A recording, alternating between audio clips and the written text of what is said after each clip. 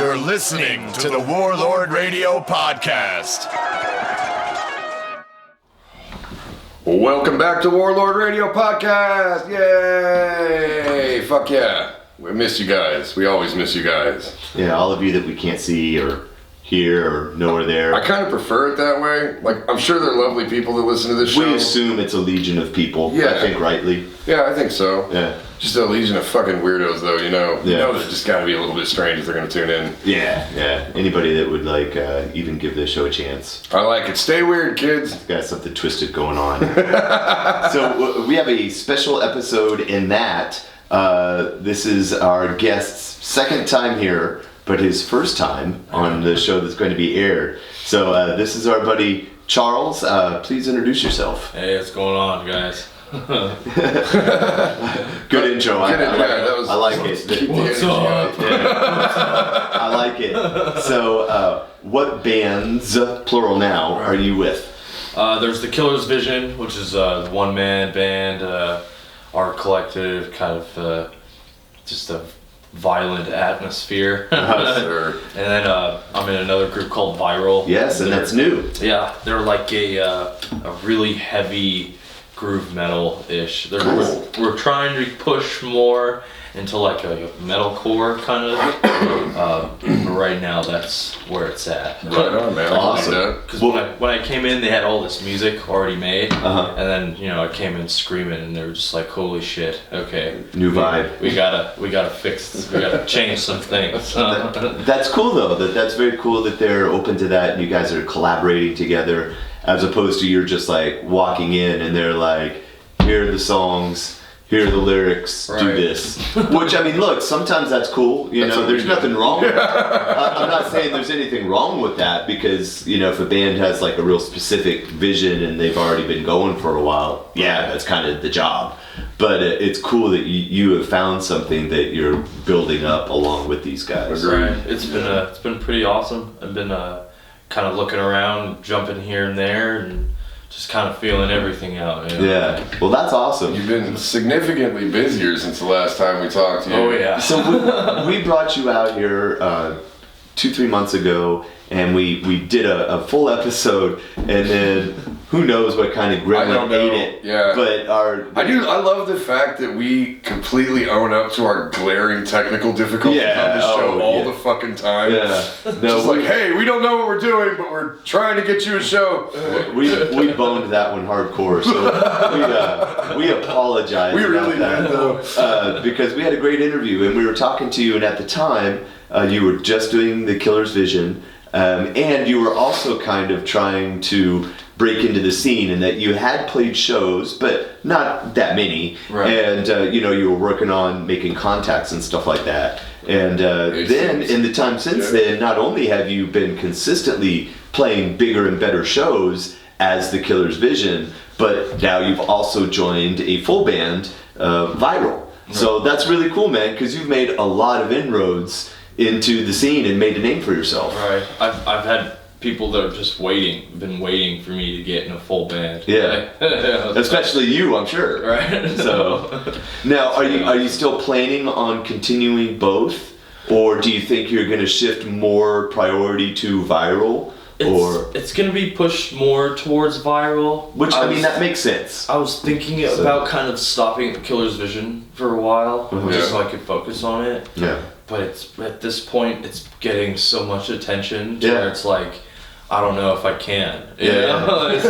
So it's. What you should do is maybe just back off a little bit and keep them like. I'm trying. You know what I mean? I've been trying, but it's just like, boom. Can you play here? Can you play this? That's the hard part, right? Because you work so hard to get any kind of traction for a project, and then when you finally do, it's like, fuck, I gotta capitalize on it because I've tried so many emails, phone calls, Facebook messages, like all of it, stalking people, like all of these things, and now that they're actually asking me, I hate to say no, but sometimes that's kind of what you gotta do. It can be really easy to oversaturate yourself. Yeah, you know what I mean? That's what's happening. And it's a constant struggle. I mean, because it's a balance you have to keep all the time. You know what I mean? Yeah, it's never like a constant thing because you can. I mean, speaking from my own experience, is there'll be times where I'll feel that we need to ease back on playing around the DFW area. It's like, all right, fuck, we need to get back out on the road. We need to play new places, see new people, all this kind of thing. Right. Well, after you do that for a couple of months, and then people are like, hey man, we haven't seen you in a long fucking time.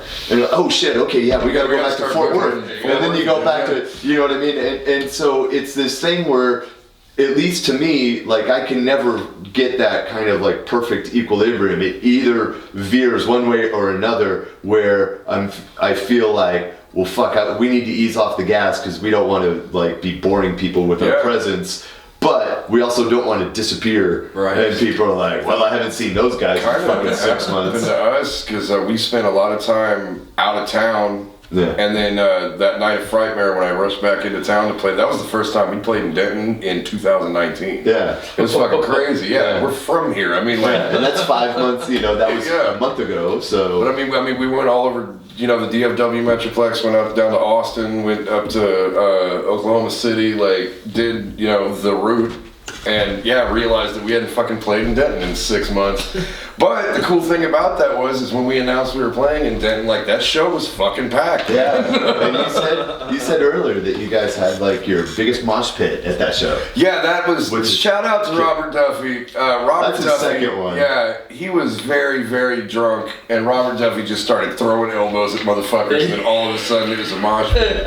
I don't know if you've heard Diesel Beast. We played like classic metal, like Dio, Iron Maiden kind of shit. Okay. We don't typically get mosh pits. We get a lot of headbanging and shit, but not like full-on pits. This was a full-on pit. These kids went fucking crazy. It was great. That's awesome, man. That's awesome. Oh man. It just takes one rowdy dude, right? We're gonna backtrack and cover a little bit of the territory that we covered the last time, just so the people that are hearing for the first time. Here's the 5 things I remember about Charles. Yes. I remember that Charles is from Canada, correct? Yeah. All right. I remember that Charles gets mannequins on the super cheap, correct? Right. Right on. He knows a guy. He knows a guy. I learned that. I remember that Charles. Hold on. I got a couple more of these. 5 may have been too ambitious. Right. We got 2. Okay. Canada, super cheap mannequins.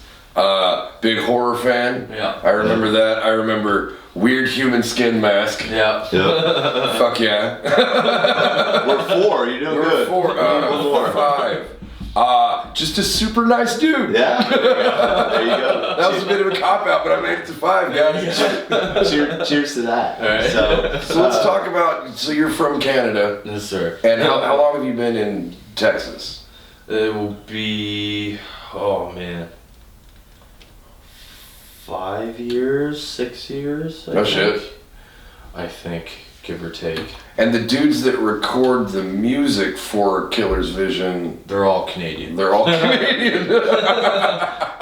All Canadian. That's awesome. So like, can you kind of tell the audience like what a Killer's? We're gonna talk about Viral as well, but like a Killer's Vision, I want them to like kind of get an idea of what you do, because it's not typical. No. So when you hear a one-man band, especially a one-man metal band, you just think of, oh, it's just some guy screaming into a microphone, which it is. Right. But there's I bring like an art aspect to it, and I do lots of like crowd interaction. Mm-hmm. I invite people to come on stage with me, do vocals That's on cover fucking songs. ballsy, bro. I've had a few times people jump up there and play air guitar just because they can. I would. You get to break stuff. I bring a bunch of mannequin and just random parts for people to smash in the pit. Mm-hmm. You can stomp it, throw it, stab it, kick it around. Fuck yeah, man. So there's lots of that. And then it tells a story kind of along the way of like a man kind of like losing his mind and just kind of wanting the world to be better, but it's not. And what's your garb like? Because you have like a pretty intense on-stage persona. Yeah. Tell them a little bit about that dude. He's kind of switching between like normal and not. Okay. So like when I portray him on stage, I twitch a lot, and I'll try to move my body in really weird Herky jerky ass Yeah, ways. it's almost like like an exorcism on stage, kind of. Well put. Yeah. It's like something trying to fight, like the good's trying to come out, but it can't. Because the bad is so overwhelming. Yeah, right, because it's there. Yeah. And then the whole time you're just kicking the fuck out of mannequins. Oh yeah, throwing them at people, and getting hit, thrown back. And you got like fake blood and other props as well, so it's like a very performance art. It's a super visual show. Yeah. And then you do the vocals and you write the lyrics, and then you have a group of guys that you knew back when you lived in Canada that write the tunes, and you guys kind of collaborate long distance. Right. And so, like, it is a band project, but you just perform it live as a one-man band performance art. Right. Which They is can't be there. super cool because it's so unique. I don't know of any other bands that have anything like that. No, I don't either. I mean, So, that's a badass, truly man. unique thing. Yeah, for sure. Thank you. How did that come about though? Like, how do you know these dudes? Like, how did you get them together? They were all All buddies. playing hockey in Canada. Pretty much.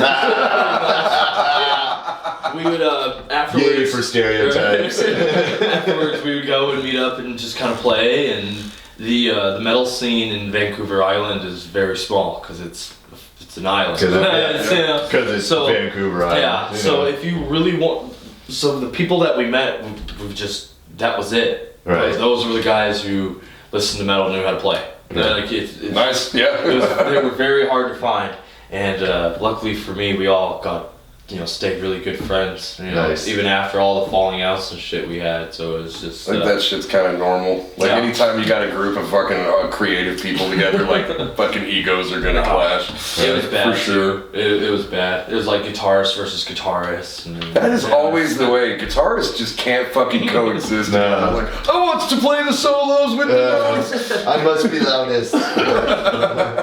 Volume wars. Right. Oh my god. That's when I crank my bass up. When they start bitching at each other, I'm like, I'm gonna show you who the loudest fucker in this band is. But yeah, so how many dudes is it that are working on the Killer's Vision like backing band? How many? Right now it's 3. Okay. So one guy does.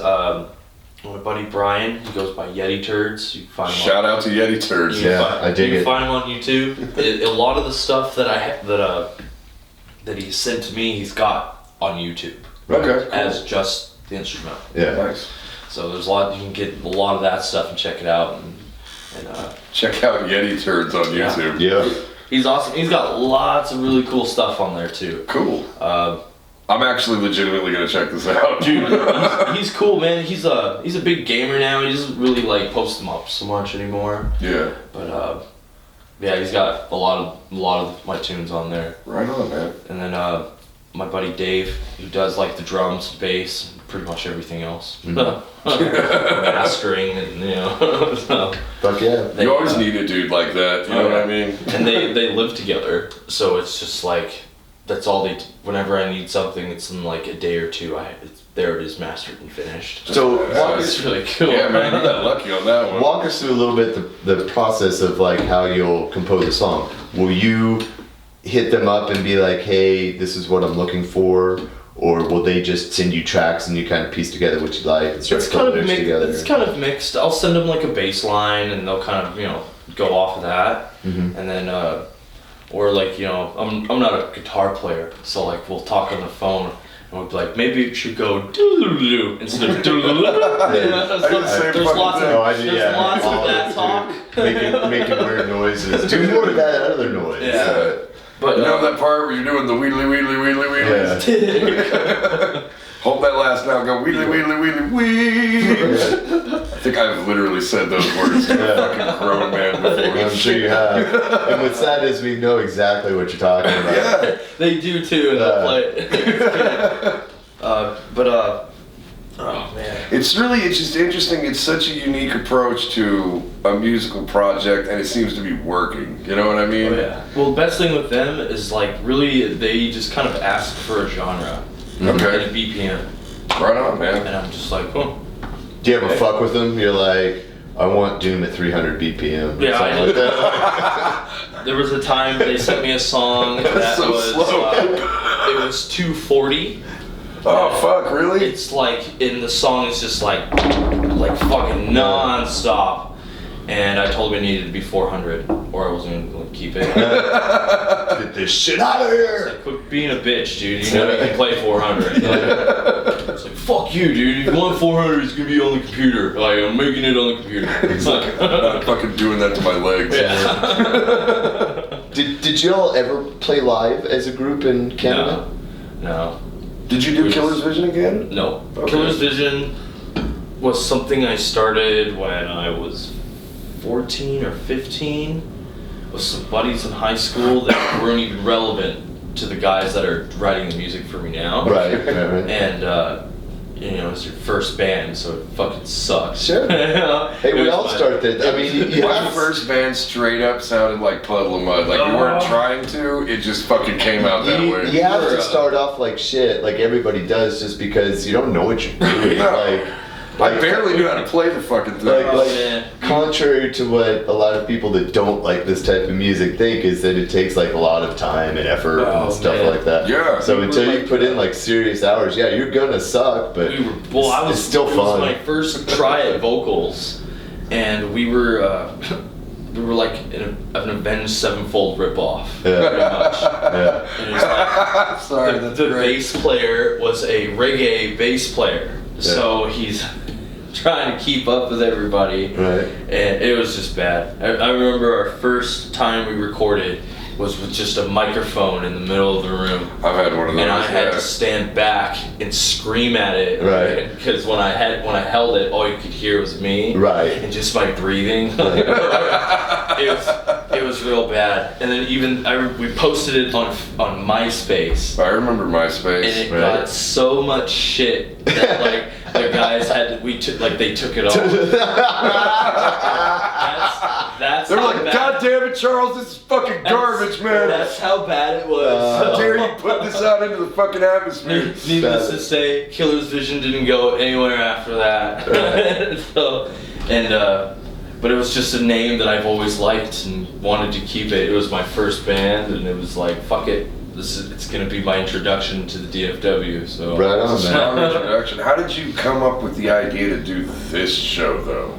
Like, what man. inspired you to do that? It took a while. Well, for one, it's like, you know, you're one guy, so you wanna make it into something, you know, Special, visually something to watch, attractive. yeah. You know? Because it's hard. You don't want to just be like standing up there with Mike. Which I have Exactly. fucking seen. Which All of us have seen. there are a few people like that. Yeah. I don't want to look like I'm doing karaoke, you know. So, but I've never seen anybody chop mannequins up while singing "I'm Too Sexy" at karaoke. Although we should. Yeah, it absolutely. should happen. Anyone out there? If you do that shit, please record it and send it to Warlord Radio Podcast. Yeah.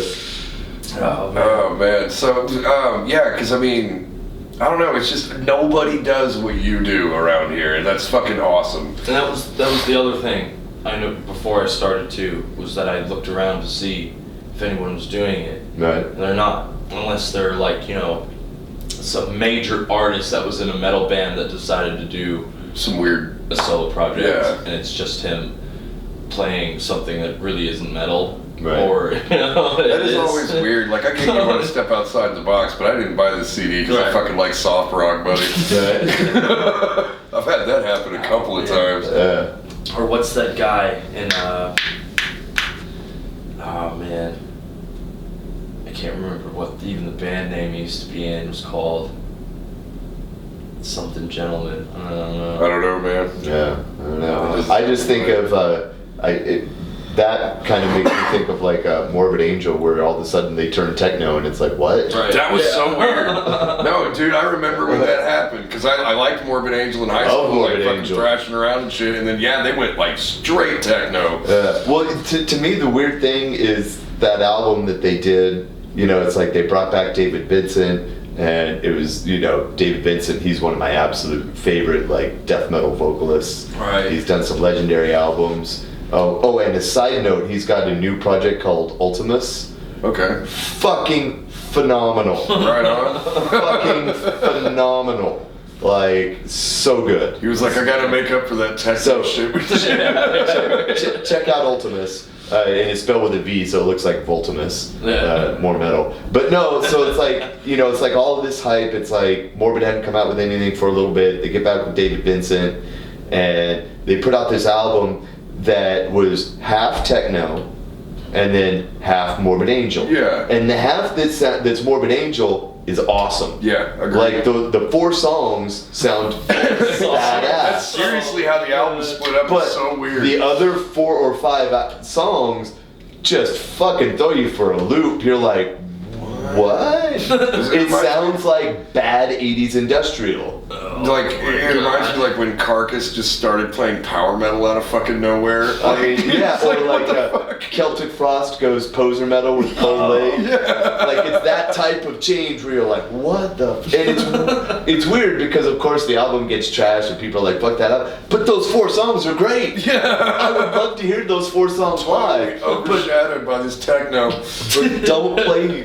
that techno stuff, please. Like, I don't know what they were smoking, but I want to get some. If you can pull it off, changing your sound isn't a horrible thing to do sometimes. And like, a natural band is going to evolve, but at the same time, like, I can't come out after fucking, playing Sorceress Send Me Your Light and then do a bunch of fucking like Bob Marley covers or some shit. Like, that would be weird. And if I bought that CD, I would be pissed that there was a bunch of reggae on it. Exactly.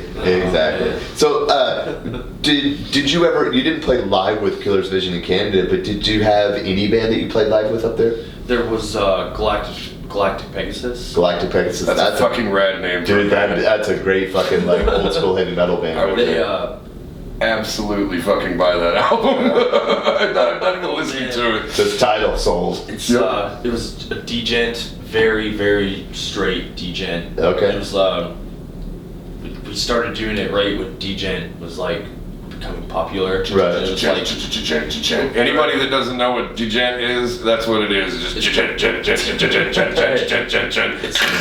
zeros and ones. Zeros and ones. Perfectly placed in the melodic tune. 8-string guitars where everything's played on one string. Except the bass player. The bass player only needs 1 string. Right. I'm waiting for the joint band that comes out. It's just a bass player with 1 string just fucking slapping the shit out of that thing.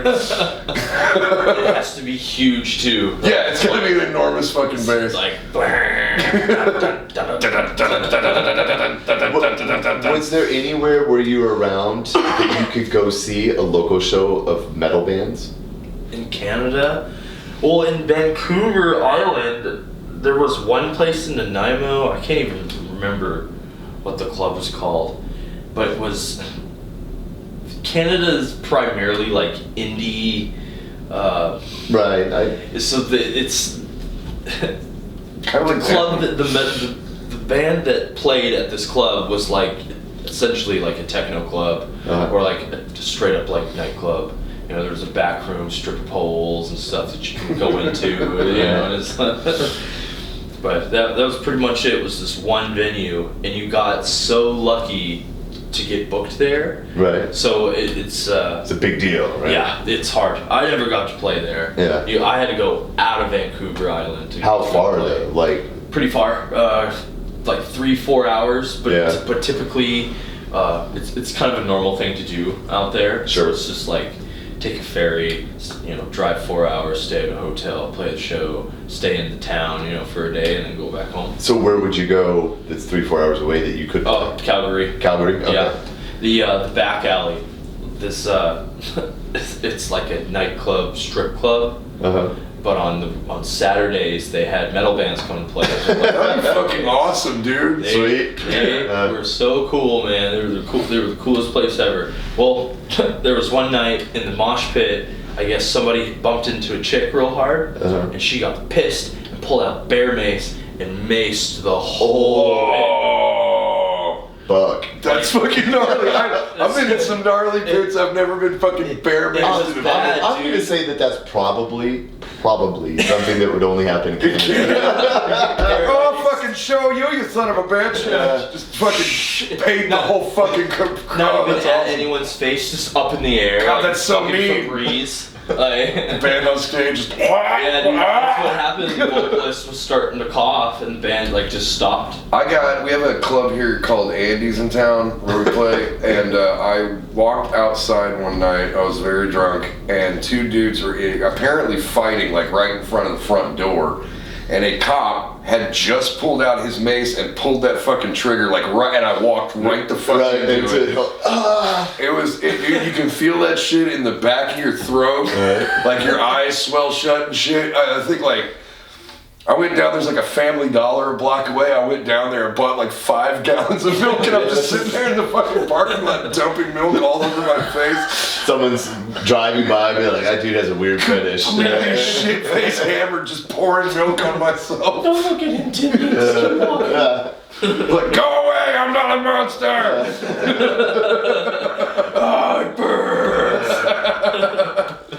Oh, man. No, mace will fuck you up. That's crazy. that's a nutso story. And yeah, I agree. That's probably exclusively a Canadian phenomenon. We all had to leave. I think like we let it air out for an hour, and the show went back on. That's fucking there you go. The chick who essentially sprayed the mace never got caught or found. She just split. Yeah. Because, I mean, if you think about that, it's pretty much assault on an entire group of human beings. Like, I'm sure the cops would view it that way. Yeah.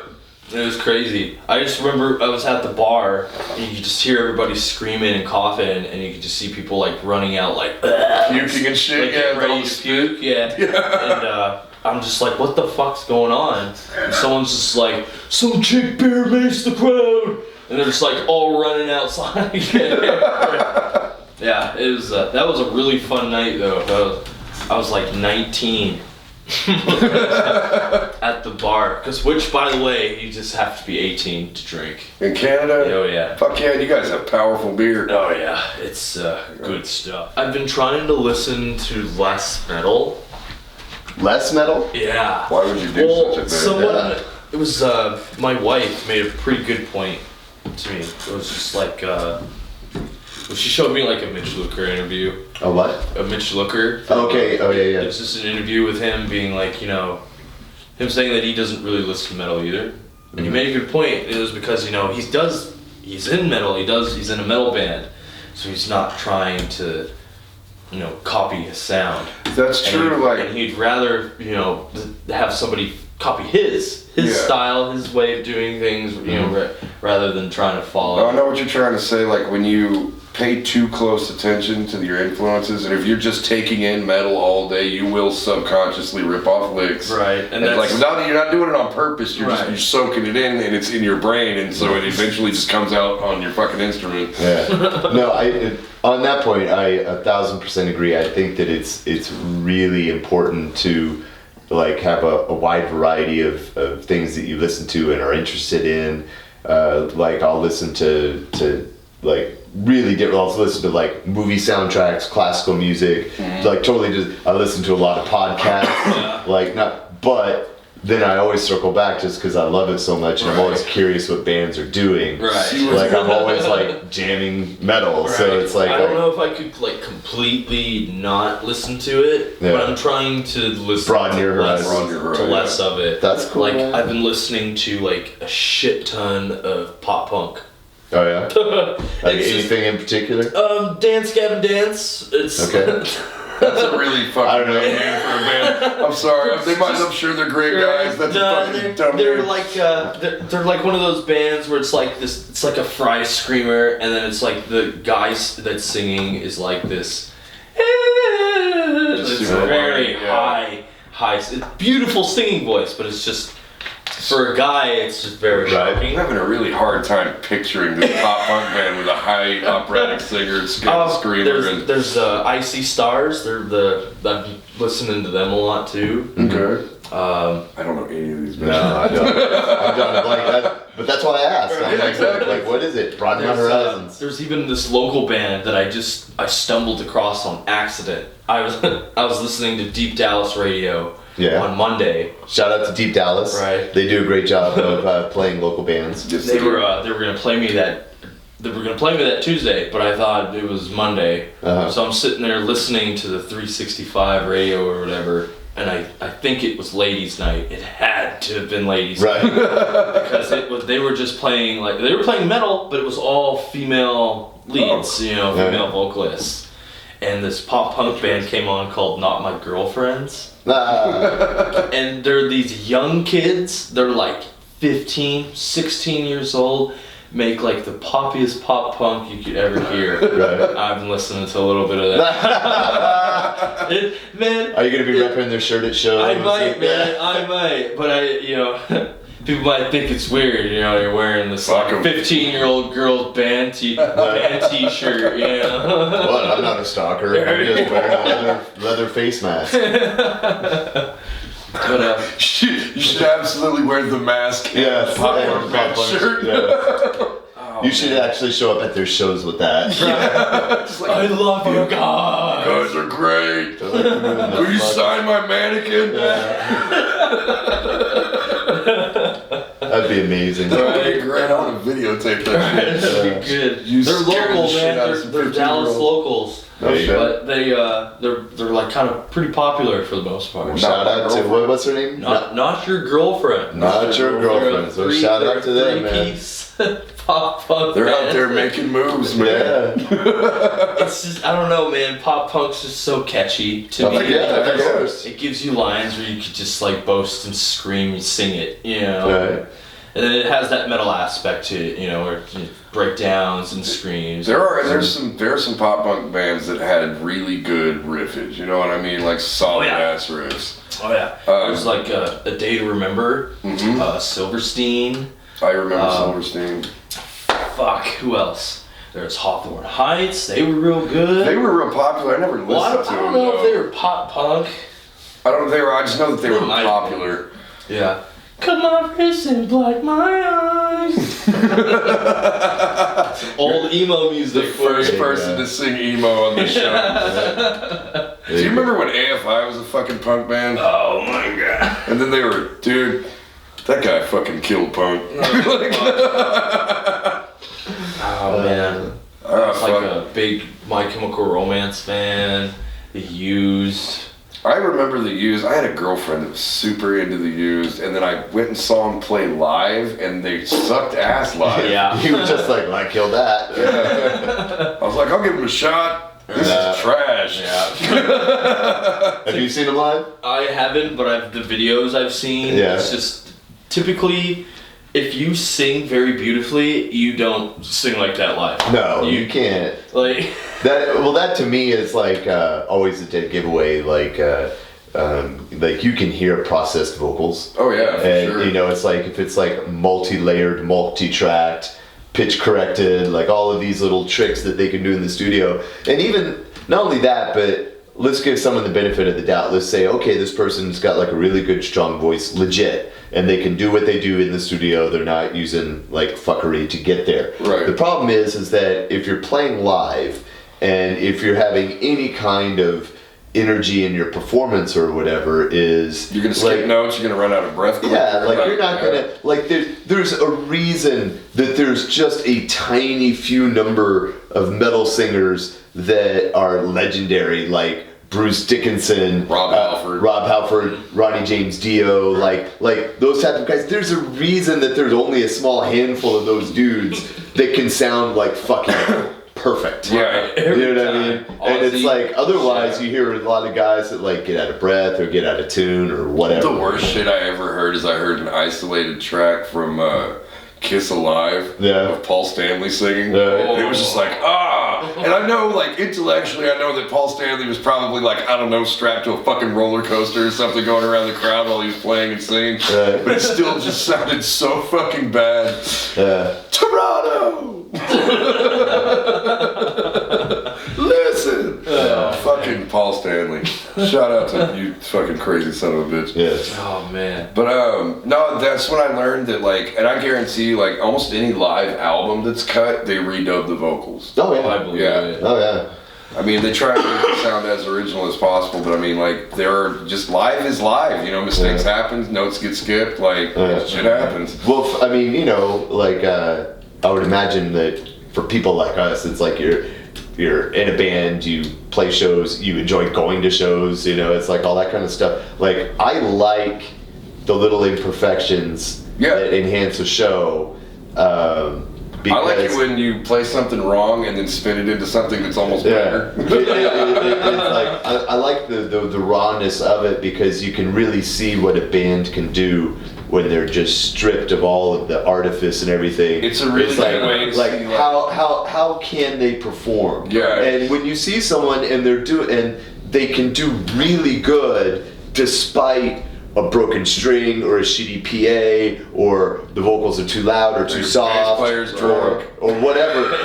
If someone can still pull off a good performance under those circumstances, I'm so impressed. You know what I mean? I'm like, that's fucking cool. You know, like, I really like it. Don't get me wrong, I love the spectacle. I love seeing the full production. Yeah, right. Like I love that stuff. It's great, and it's great seeing where everything is like meticulous and perfect. But you can strip away all of that, and you can really see like how good these motherfuckers are at the core of it. You know what I mean? Yeah, absolutely. And when you do walk into like a fucking smoky bar that's like full of drunks and stuff like that, and you see someone like just fucking nailing it, you're like, fuck yeah, man. That fucking rules, man. But then you'll get like a CD, or you'll hear like an MP3 or something, and you'll go see the band live, and at the same token, it's just like, this does not sound anything like. No. I'm again, not to bag on Kiss again, but you remember when they took all their makeup off and shit, and everybody hated them? It's because they stripped away that whole show and were basically like, look, we're 4 very mediocre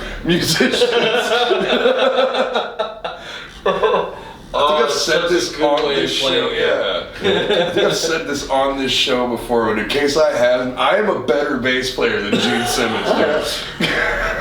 I do. I'm going to throw this out there though. I like Kiss, like, unironically, and I like some of the non-makeup era Kiss. Like, I think their Revenge album is really good and stuff like that. Yeah, really? Yeah, 100%. Like, no, I don't like everything about Kiss. Like I don't think it's like an either or, right? I don't think it's like you have to worship everything they do or they suck. Like Alex Speed's a huge fucking Alex. Well, we bonded over that. Like, we both like, I like Kiss, I love Kiss, and it's like sweet, you know. So no, I legit do like Kiss. I think they got. I mean, look, those guys are like fucking billionaires. They don't need my plug. Yeah, they don't give a like, shit.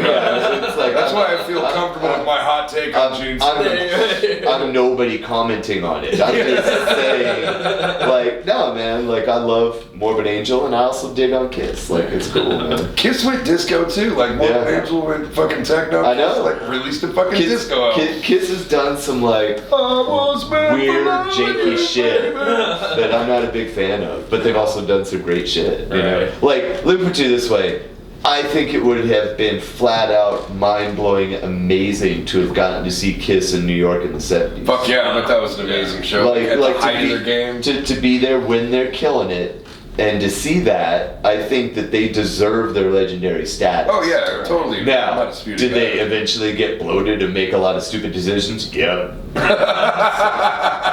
Yep. Didn't Gene Simmons try to trademark like the horns? I heard that. And he's like, I don't know if that's true, but I heard that. How the fuck do you trademark a hand signal? Yeah. I don't know. I remember that there was this movie that came out. I can't even remember what it was, but they asked Dio about that because Dio's the one credited. Oh, that's it's the mom. Headbanger's Journey one. Yeah, it's a great fucking movie. He was asking his mom what it sounded like, and she put her hands up like this to be like, it sounds like the devil. It was like, I think it was his grandma. That was like her symbol. Like she'd give people the evil eyes and shit. And then I guess on the cover of Love Gun, there's a painted picture of Kiss, and one of Gene Simmons' hands kind of looks like the devil horns. Right. And or Spider-Man. Or exact. That's Either way, just saying.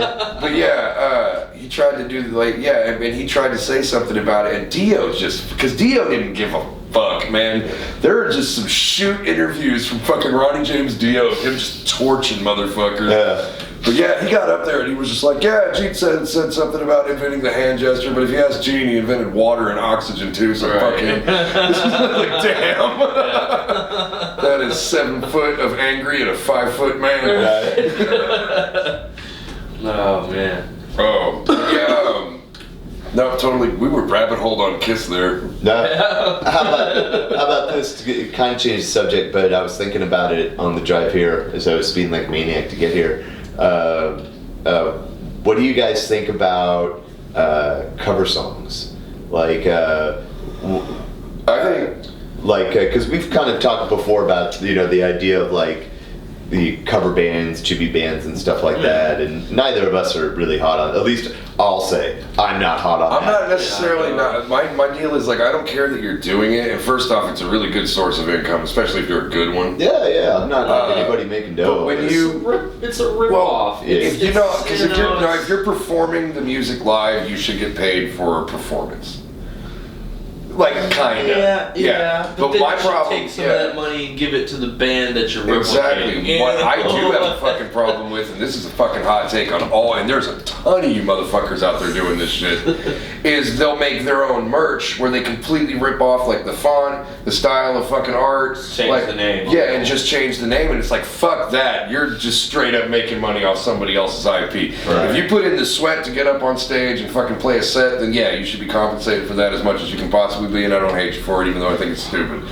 But the motherfuckers with the merch, they're just sitting there like, yeah, we're Thin Larry, and it's the fucking Thin Lizzy logo, and it's all the same shit. Yeah. And it's just like, fuck you, dude, what are you doing right now? Right. Oh, that was good. There's But a lot of those. my point was that, or at least like my question is that having said that, is I do like it when original bands can pull off a quality cover. That's different though, because that's a legitimate homage. Yes. You know what I mean? To like a band that you would like. It's good to have one too, because like. I mean, we've all done them, right? Like, like we have our cover songs. I got a couple of them in my set too. Like I know you do Dimmu Borgir. Yeah. And Nice. Which is it? The Serpentine Offering. Yeah, Serpentine Offering. That's a great fucking song. And then I do the short All That Remains song, the Now Let Them Tremble. Okay. And it's just like guitar for like 45 seconds, and then it's just like 10 seconds of screaming, and it's over. I've talked about these bands before. Like, there are really good metal bands that I have not listened to just because they sounded like an emo band, and All That Remains was one of those bands. Really? I was like, that sounds like such a fucking emo name, and then I actually listened to the band. I was like, yeah, it's holy pretty good. shit! What was the other one that? My Dying Bride. My Dying Bride. I never listened to My Dying Bride because I thought it was fucking emo, and then Craig's just like, no, it's fucking rad, fucking doom. Yeah. And I checked it out, and I was like, yeah, this is fucking amazing. Totally judged the book by the cover on that one, though. I will say though that My Dying Bride totally looks like, if you just see like the artwork and it looks like a Hot Topic band. That's exactly that's totally why I never listened to them. Yeah. And like the title of it, you're like, ah. Yeah. But no, it's like it's like really good like funeral doom. Yeah, like dirge metal. Yeah, no, totally. Like depressive slit your wrist metal. Like, amazing. Yeah. But yeah, that was what got me, is the logo, and the same with All That Remains, was like the logo and the name together, like the artwork and the name together just screamed Hot Topic at me, and I was like, fuck that. Yeah. But what do you what are some of like the favorite covers that you've heard bands do? Like for me, that's a really good question. Like for me, like I can think like there are like I think like some really classic covers, like Metallica "Am I Evil?" That to me is like that was one of the things that got me into Metallica in the first place. Hearing that, and it's like it's so iconic. Right. And same thing like Last Caress. I think they like fucking nailed that. Right. You know. Garage Inc. was just a good fucking album. I don't care what anybody says. Flesh God Apocalypse. I love Flesh God Their Apocalypse. new album has an amazing Rammstein cover. What? They cover Risa Risa, and it's fucking gnarly. Rice. Yeah. Fuck yeah, dude. What is Dude, it? I fucking love Rammstein. I'm not even sorry about that shit. Have you seen the singer's like his solo Till project? Lindemann. It's all about drugs, all of it. Have you seen the Praise Abort I don't think so. video? It's so fucking cringy. Like it's just Really? like, ugh. I have 6 kids and I don't like it. They eat too much and treat me like shit. You're like, ugh. Like, Dude, you have this guy who has the Yeah. thickest German accent writing English lyrics, how he thinks people who speak English write lyrics. He does that every now and then. There was Smoke the fine cigars. What was it? The first album, the Essential, the one that had Duhas, the first one that hit in America. Yeah. Oh, it had that The cover English song version. Stripped. Yeah. They had that, and then there was the English version of Du Hast, which isn't even the proper translation at all. And I was listening to Till Lindemann just fucking try his damnedest to write songs in English. Yeah. It's a little, but that's not why I listen to Rob. It's like how I wrote when I was like 12 and 13, you know, in my poetry class. Come with me into the trees. We can dance just for a while. It's like, this is fucking weird, man. Just stop. Oh man. Do you guys have any favorite covers though? Of like? I do. There's Coheed and Cambria's The Trooper. Oh wow. Yeah. I haven't heard that. No, that's actually it's really it's killer. good, man. I've seen them play it Ziggy's live. a Coheed and Cambria fan. Yeah, There you I'm go. a big Coheed fan. I didn't big know Coheed that. fan. Yeah. They were like one of my first like big bands I really started to get Yeah, into. my lead singer Ziggy is a huge fucking Coheed and Cambria fan. Yeah. That was one of those bands that I just wasn't the right age. I don't think when they came out, I was like already kind of like, no, I'm only listening to shit that's super brutal all the fucking time. It's got a horrible, violent, and or satanic lyrics. And if you sing even remotely one note, I'm not listening to your shit. Yeah. I went through a whole phase where it was just like as heavy as possible all the fucking time. They're one of those bands where you see them live and they're amazing. They sound amazing. I've heard that. That's They cool. sound I've seen them like 5 times. They're great. They're really good every time I've seen them. Right on, man. Gotta respect that. Yeah. And then there's Trivium's Master of Puppets. I love Trivium. I've always They did a loved good Trivium. job. Really? Yeah, I've Cannot do always Trivium. loved Trivium. No? Oh man. It's kind of my problem with metalcore in general is that the clean vocals always throw me. And I like clean singing. But like he I has like that it's like a deeper. But that's the thing is I always love half of their songs. And I don't mean like half of their catalog. Right. I mean Half of each the song, song. I love half of the song. Yeah, about a minute. I get that. I can totally feel that. I like a lot of their albums other than Shogun. Shogun really sucked. Shogun was not a good album. No, it was. But I mean, really early, bad. and this sounds so fucking hipstery, but like early Trivium was fucking, I really liked it. Demo tapes or die. Yeah. I mean, What about you, Carrie? Anything in particular? I stand out to mean, you? are we talking, if we're talking local, I actually really. No, I mean, Well, like of anything. I really enjoy your cover of NIB. Oh, I thank always you. have. Thank you. For some reason, you guys just bring like kind of a weird silver tongue spin on it, and I think it's pretty fucking cool. I Right didn't on. know you guys covered that. Yeah, Yeah. dude, they'll bust. They have like a whole. I bet you could do a set of just covers, couldn't you? Eventually we could work it up. We've like worked in like different covers over the years, and after a while you kind of got to like relearn it because you haven't played that one in like a year or two. So Stuff when you like do that. another band, it'd be Silver Tongue covers. Right. Right. There you go. I'm trying to think if I mean, Metallica doing "Loverman" by Nick Cave and the Bad Seeds. Uh-huh. I love the original version of that song, Uh-huh. and then I just think that they crushed it. However, I think they fucking ruined "Whiskey in a Jar." Yeah. I think that Metallica's cover of "Whiskey in a Jar" is fucking terrible. Yeah. Oh, I love. I hate that shit. I remember being Charles a is kid, sad. being a kid growing up. All that. Whiskey in the jar, roll. I heard. Was it Anthrax do Rain and Blood? Oh shit. That was what they did. Is they just nailed it. Like it didn't sound any different from Slayer's version, but they just like fucking crushed it. What I have heard is I've heard Anthrax do Heaven and Hell, and fucking Joey nails it. Oh shit! Joey Yeah, is I'll bet. such a good vocalist. Oh, fuck yeah, he is. And he can legit pull off I Dio. feel like Anthrax was. I mean, yeah, they're in the big four and everything, but I feel like they often get overshadowed by like Megadeth, Metallica, and Slayer. Yeah. And I think that honestly, musically, Anthrax is probably better than Metallica, Megadeth, or Slayer. They're good. I think I told you my funny Anthrax story, but like when I hated Anthrax forever. Really?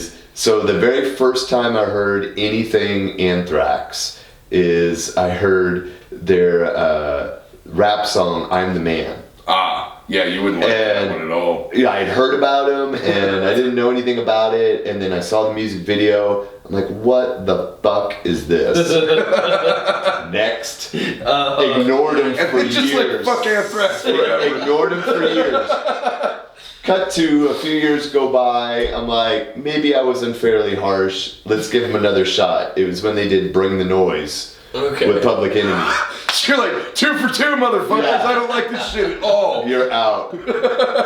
Just because I'm not a fan of rap. It's just not my thing. Yeah. It's no disrespect to anybody that is their thing or anybody that does. I got friends that are rappers. And, Right. Like, I don't care. It's just straight up not my thing. Right. Yeah. And so when I heard them do those two things back to back, I was like, fuck off. Right. And it wasn't until years later that somebody played me Fistful of Metal, their first Which album. is I'm fucking like, amazing.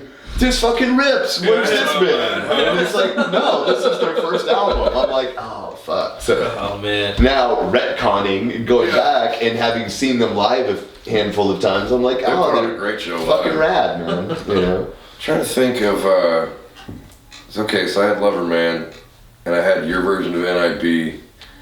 I love your rip-off version of Black Sabbath. Do what? Oh. The beginning of Yeah, the Quest for the beginning of Diesel Quest Beast. for the I did that on purpose I know. just to fucking piss off all the metal. I love it. It doesn't piss us off. It gives you like a fake boner where you're like, And then we take it away. We've done that so many times because we start off with that tritone, that boom, ba-da, and every metalhead in the audience, especially the Sabbath fans, all fucking lose it for a second, and then we jump into the song and they're just like, what the fuck? You're supposed to, you didn't play Black Sabbath. That's awesome. I know. Oh my god. I love doing that shit. Trying to think. I heard Abbott did, or Abbott, I guess is how that's pronounced. He did Abigail. did he? Really? He did some King Diamond song. But That'd be did you do it amazing. as like super Norwegian? Like, Oh hell yeah! Black metal No, it was style? black metal cover of Dude, King Diamond song. that would be amazing. No, it was sick. I think have it not was heard that. Abbott. And I love the solo ABBA stuff. Like I do too. Like I'm kind of Immortal is one of my absolute favorite black metal bands. Fucking amazing. I mean, just metal bands in general, but Yeah. but like some of their albums are just so fucking good. Like At the Heart of Winter, Damned in Black. Yeah. My personal favorite, Sons of Northern Darkness. Oh, fuck like yeah. just like some classic shit. So I was bummed when they split, but it kind of turned into a Megadeth Metallica type of thing where now there's two good bands. Yeah. Because the Abbott band is really good. And then Immortal is still kicking it, and their last album was really good. Yes. Right. So I'm like, sweet, now you got two Yeah, cool way to projects. split it up. Make an album without what's his name? Yeah, The so lead singer. yeah, so like Abbott was the singer in Immortal, Yeah. and he played guitar, and then they had another guitar player that was original player named Damonez, and he stayed in the band, but he actually had to duck out because he would shred so much, like so many hours of playing, he gave himself tendonitis. Oh shit. So he like stopped playing live. That's fucking hardcore. Jesus. So he stopped playing live for years, and he was always kind of like still like an unofficial member of the band where he's in, but he's not like touring or anything with them. Right. He would like contribute riffs and things like that. And then when Abbott left, he came back full time. Yeah. And then he wrote a majority of the riffs on their new album, which rips. Yeah, the new Immortal album. Apparently he's rehabbed enough that he can play live and no issues now and stuff like that. And so they've got a new singer who I'm not aware who it is, but does a good job. Yeah. And then Abbott has got his own backing band that's awesome. Right. So they're each kind of doing their own thing. Abbott also puts on just a really good fucking show. Oh, yeah. I've never seen Immortal live. I'd like to, but I've Yeah. seen Abbott live like twice now, I think. Yeah. And just both times, he's fucking funny. Yeah. Like, he's hilarious, dude. Yeah. And he has no problem being up there in corpse paint, because you know black metal dudes always take themselves fucking way too seriously. He messes around. I remember seeing an interview with him where they were asking him why he wasn't a part of like the 90s like black metal church burning scene. Right. And he just goes, well, I didn't want to go to jail. And just starts like laughing all hard. But he did say, he said awesome. something just like, oh, we were busy playing gigs. Right. We didn't have time to burn church. Good point. But yeah, I love that. We didn't go to. Speaking of fucking asshole black metalheads that should belong in jail, do you hear they fucking? Because we sometimes sign out the show with just fuck Varg Vikernes because he's a fucking douche. We had a big conversation when we tried when we did the first Did we? round. Okay, round. that might have We been had where a this big- fucking started. Yeah.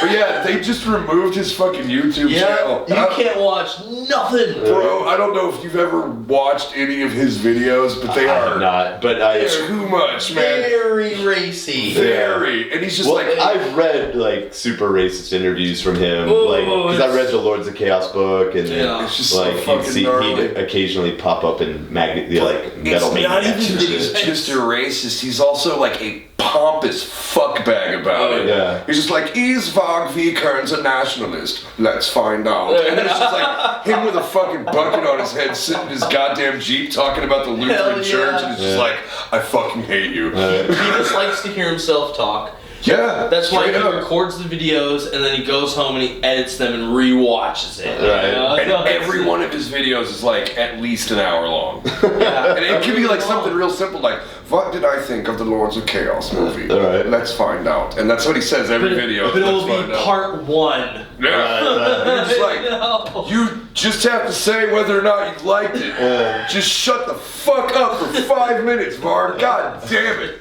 Well, YouTube, shut you the fuck up. Right. So YouTube made a good point. Like, did you see the I statement they didn't. made? I laughed. They were like, he pulled his show, and I was like, ah, Well, they're fuck taking back. things down that, like, you know, basically support hate just based on Race, on religion, any, creed, like, on yeah. any level. So if you're sitting there justifying your actions Yeah. for being racist, they're gonna take your video down, and that's Yeah. that's what almost every video was. Oh yeah, you no, know? every fucking one. So what we're gonna do is we're gonna take a short break. But I would like to say, fuck Varg Vikernes. There you go. So yeah, we're gonna take a quick break, and then we're going to come back with part 2 And of if 13. you know Varg Vikernes, tell him that I said I'm pretty sure I can beat him up. You can email him, man. You can But not if just it's email him. But not if he's wearing his Gandalf the Grey. Oh my hat. god. Did the bass player for Diesel Beast kick 7 shades of dog shit out of me? Right. Let's find out. Fucking tool. On our break, we're gonna play a Killer's Vision song. Yes. And I know that you've done some new stuff, and you also had a music video that we can talk about, Momo. Yeah. We'll talk about that when we come back. But do you have a preference on what Killer's Vision song we're gonna play? Momo. Momo? Momo, for Okay, sure. so check out Momo by the Killer's Vision, and we'll be right back.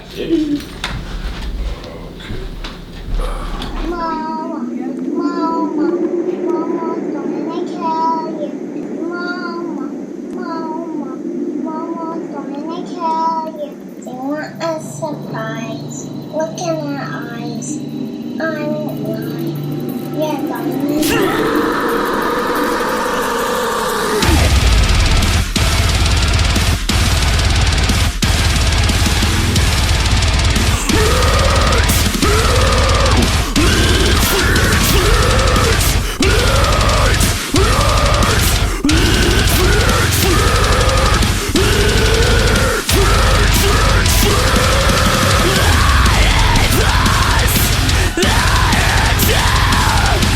Yeah.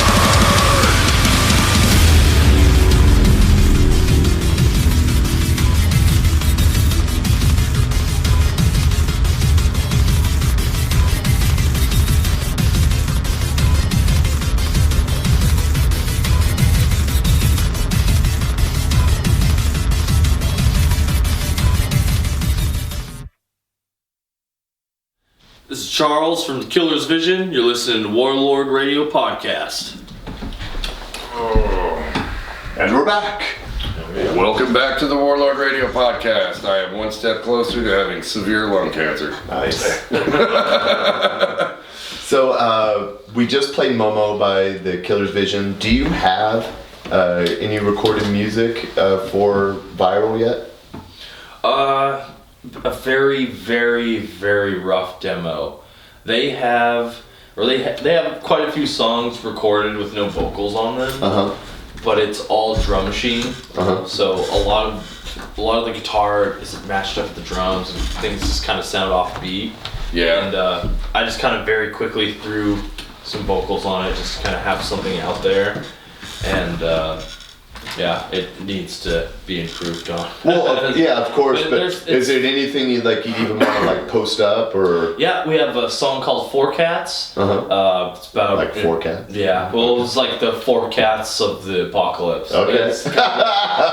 Our the guitar player is he's I don't know. Behold, the Pale Rider did him a death. He has something with cats. He's got 4 of them.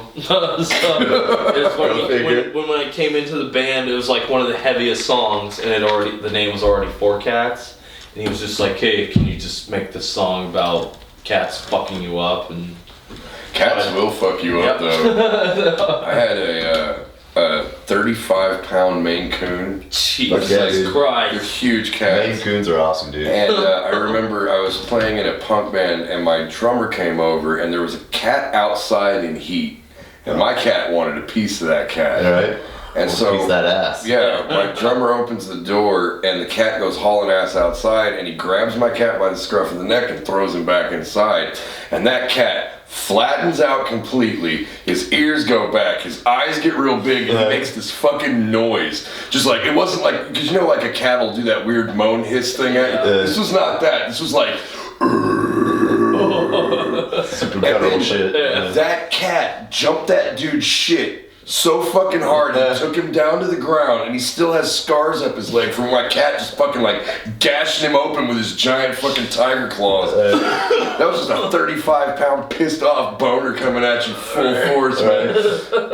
That cat was mad. But yes, cats will fuck you up. That's serious blue balls. Yeah. Could you imagine if you met a lady or a fella, I don't judge, and you're like just about to get at it, and then like your mom, you're like fully torched, yeah, and you're just ready, and then all of a sudden like nope, somebody grabs you by your collar and pulls you out of the fucking room. You're just like, nope, I'm gonna fuck you up. That's not someone you want to fight. No, with a full boner. No, full boner. Yeah, because then you're dodging that and fists. They don't train you for that, like in MMA. You know, it's like running away from the guy with a full. Beat me with a cock slap. There's a Russian video of these 2 kids fighting, and this kid, one of them's fighting in his underwear for whatever the reason. Because it's Russian. And this one kid is beating the shit out of this other one, and the one who's getting the shit kicked out of him just all of a sudden decides to reach in his underwear and grab his dick and not let go. Like that'll inspire. Oh man, would not let go. I mean, this defeats. This kid was punching him, and then he went from one hand to motherfucking 2. So he could get double the grip on that shit. Yeah. Just squeezing the fucking giblets. It was like the dad, like someone else had to come in and try to pry his hand off and punch him, and he wouldn't let go. Like, he would not let go. Yeah, bear mace. Oh man. Could you imagine? No, if somebody had an iron death grip on your dick and balls, and then you shot them in the face with bear mace, they'd probably just rip the fuckers off. It's like, snap. Right now. It's an unfair move though, because that just ends the fight. Like no matter what. We should have done that to like Hitler or something. Just somebody just walk up and just grab his nuts. Like, you stop fucking around so much. It's like, I will be finger painting now. Please let go of my schnoobel. I don't know what the word for dick in German is. I'm sure many of our fans will. Yeah, somebody out there knows. If you know the German word for dick, please send it to Warlord Radio Podcast. Isn't it Dish? Dish? It might be. Dish. It's so close to Deutsch though. There should be like a all gay club called like Deutschland. Deutschland. I mean, Spreckens at Deutsch. look, we don't know what's happening in Berlin right now, so it could be happening. There's some wild ass sex clubs in Germany. Oh, Germany has some of the craziest porn I've ever Yeah. seen. I'm just like, bro. Just Germans in general. Just we're a fucked up race. You ever just watched a porn and then you're just like, can you guys please just fuck? Right. This is getting weird. I just see some I just want to see fucking. dick and vagina, please. And then you feel guilty because it's turning you on. Fetishes are just boner landmines. That's why it's really dangerous Now to it's just a go browsing thing. on a porn site and then you come across something you're like, oh no, I don't want to be into that. Just browsing. That's why Pornhub's safe. It's just all incest videos now. What the fuck, dude? I don't know when that trend happened. The thing about that, though, is if you mute an incest video, it's just a regular porn. Oh my god, everything is like mom fucks son. Seriously, it's just like hot stepmom action, and I'm like, gross. Right? I mean, It is strange. why? They'd be like, oh, fuck yeah, mom. Fuck yeah, mom. It's weird, dude. I remember Fuck my one 'cause, pussy, like, son. yes, dude, I watched one. I think I've brought this up. That should be a sample of one of your songs. Oh, fuck yeah. Fuck yeah, mom. No, but I watched one, and I didn't even know it was an incest video at first, but like, there are people that get off when like chicks call them daddy and shit like that, and that's fine. That's not. I'm a dad, so that weirds me out personally. But I'm not knocking the way you swing. But I heard one where the girl she dropped the D-Y at the end and just called him dad. And I was just like, this is so much different. Like, 2 letters you removed from that word changed the whole vibe of this fucking video. Right? God. Shout out to Chrissy Lynn for fucking her fake dad. There you go. Oh man, there's an SNL one episode you can watch with that where it's like Aziz Ansari and this other chick, and he's like, okay, they're in bed, and they're like, let's role play a little, let's just, call me daddy, and she's just like, oh, dad, oh yeah, dad. He's like, It's not the same. let's try something else. Let's just talk dirty to me, and he's like, oh yeah, you're so bad. She's like, yeah, you're so bad, you friggin' alcoholic. Come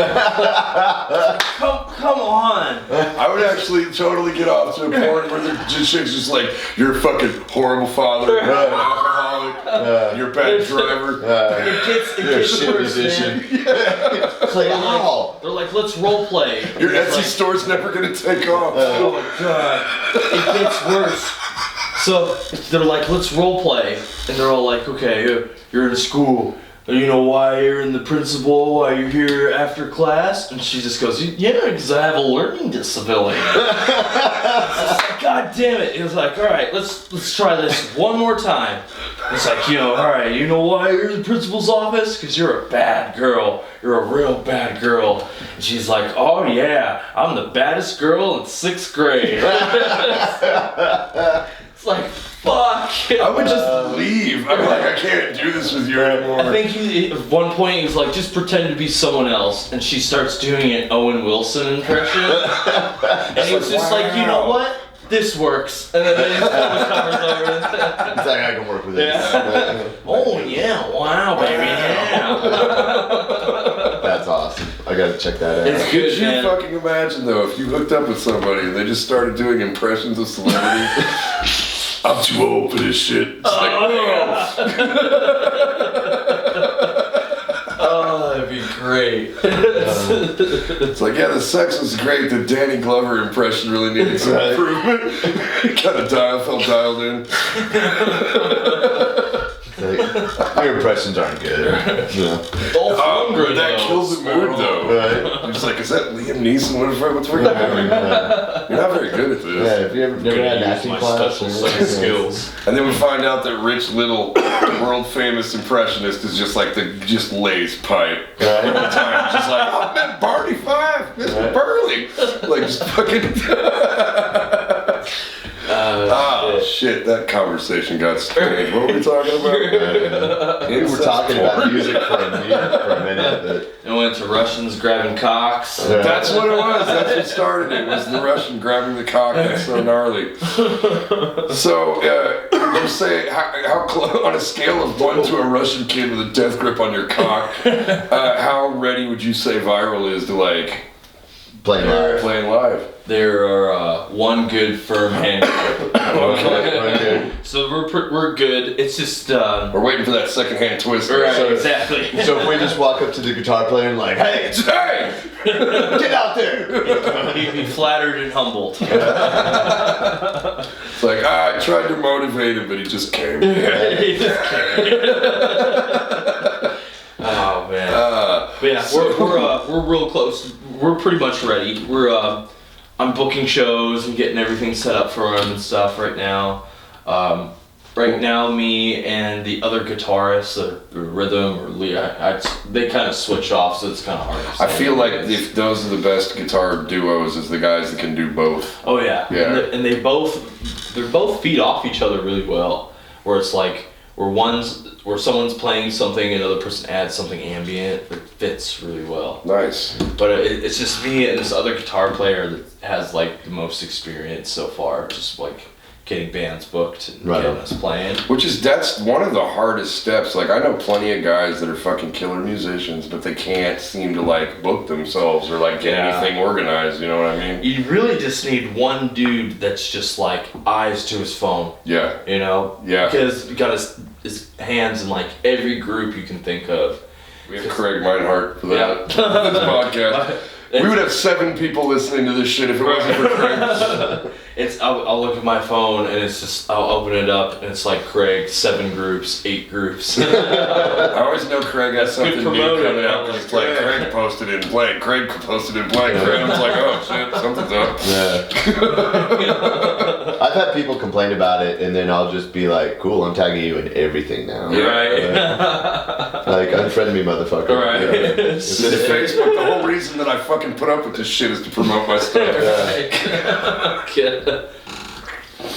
I don't give a fuck. Can't deal with about one grumpy notification. Yeah. Can't deal with it.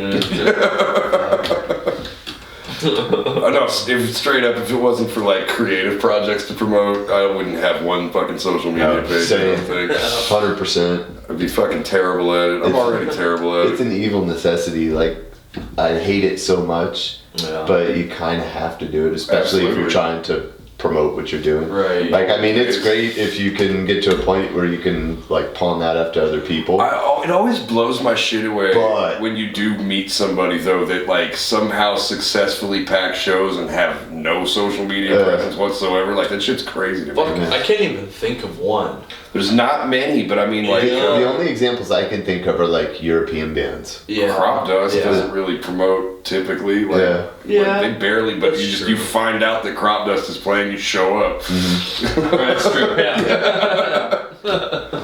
It's like, I want to watch fucking Flesh Grinder stare at the crowd, and I want to watch fucking Gary do his thing. I love watching Gary play bass, man. That shit kills me. Yeah. He's so fucking good. He just acts like he doesn't even give a fuck. Yeah. He's like, yeah, man, that's just what I do.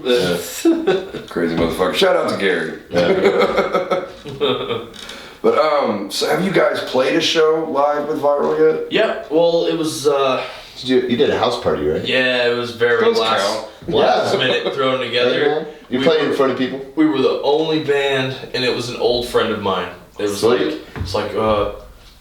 her mom married to some really rich guy.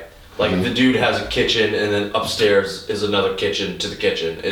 That's dope. Yeah. So that's where we played, and it was. I just kind of suggested that we let my band come and play. And she said, "Yeah." There you go. And Did And they we fuck played- with you? Like throw beer cans at you? No, or, not at all. Not at all. Everybody keep was the really punk vibe, receptive. like put cigarettes out on you. Right. Like the crowd wasn't like they're not people who Right, yeah, typically yeah. listen to metal. Yeah. They like growing up. I remember them being like, you know, they went to the club, Right. You know, did ecstasy, you know. I mean, It's great you to know, freak those people Done out. some ecstasy, but yeah. I mean, do ecstasy, but I mean, I don't want to go to the club for 6 hours and No. listen to fucking techno. I do Yeah. like to from freak the 3 squares. different DJs, you know. So, but that was definitely their thing. But they really dug it, which was really That's awesome. cool, and it gave us all kind of a chance to see how we vibed live. Yeah. And Which is important to do. Dieselbeast's first show was a fucking open mic. yeah. Yeah. Abbey Underground. It was my Okay. dad's Oh, open shit. mic. It was a Oh, yeah. Bone Doggy open mic. Shout out And to yeah, Bone Doggy. we got the featured gig that night, and we didn't tell anybody, but it was packed anyway. And like the rest was history after that. Yeah, it was. You guys were the douchebags that don't have a social media presence and you packed out shit. Pretty much, yeah. It just works out that way sometimes. We're terrible at social media. Dieselbeast is fucking awful at social media. We're just like, we don't want to talk to you on the computer.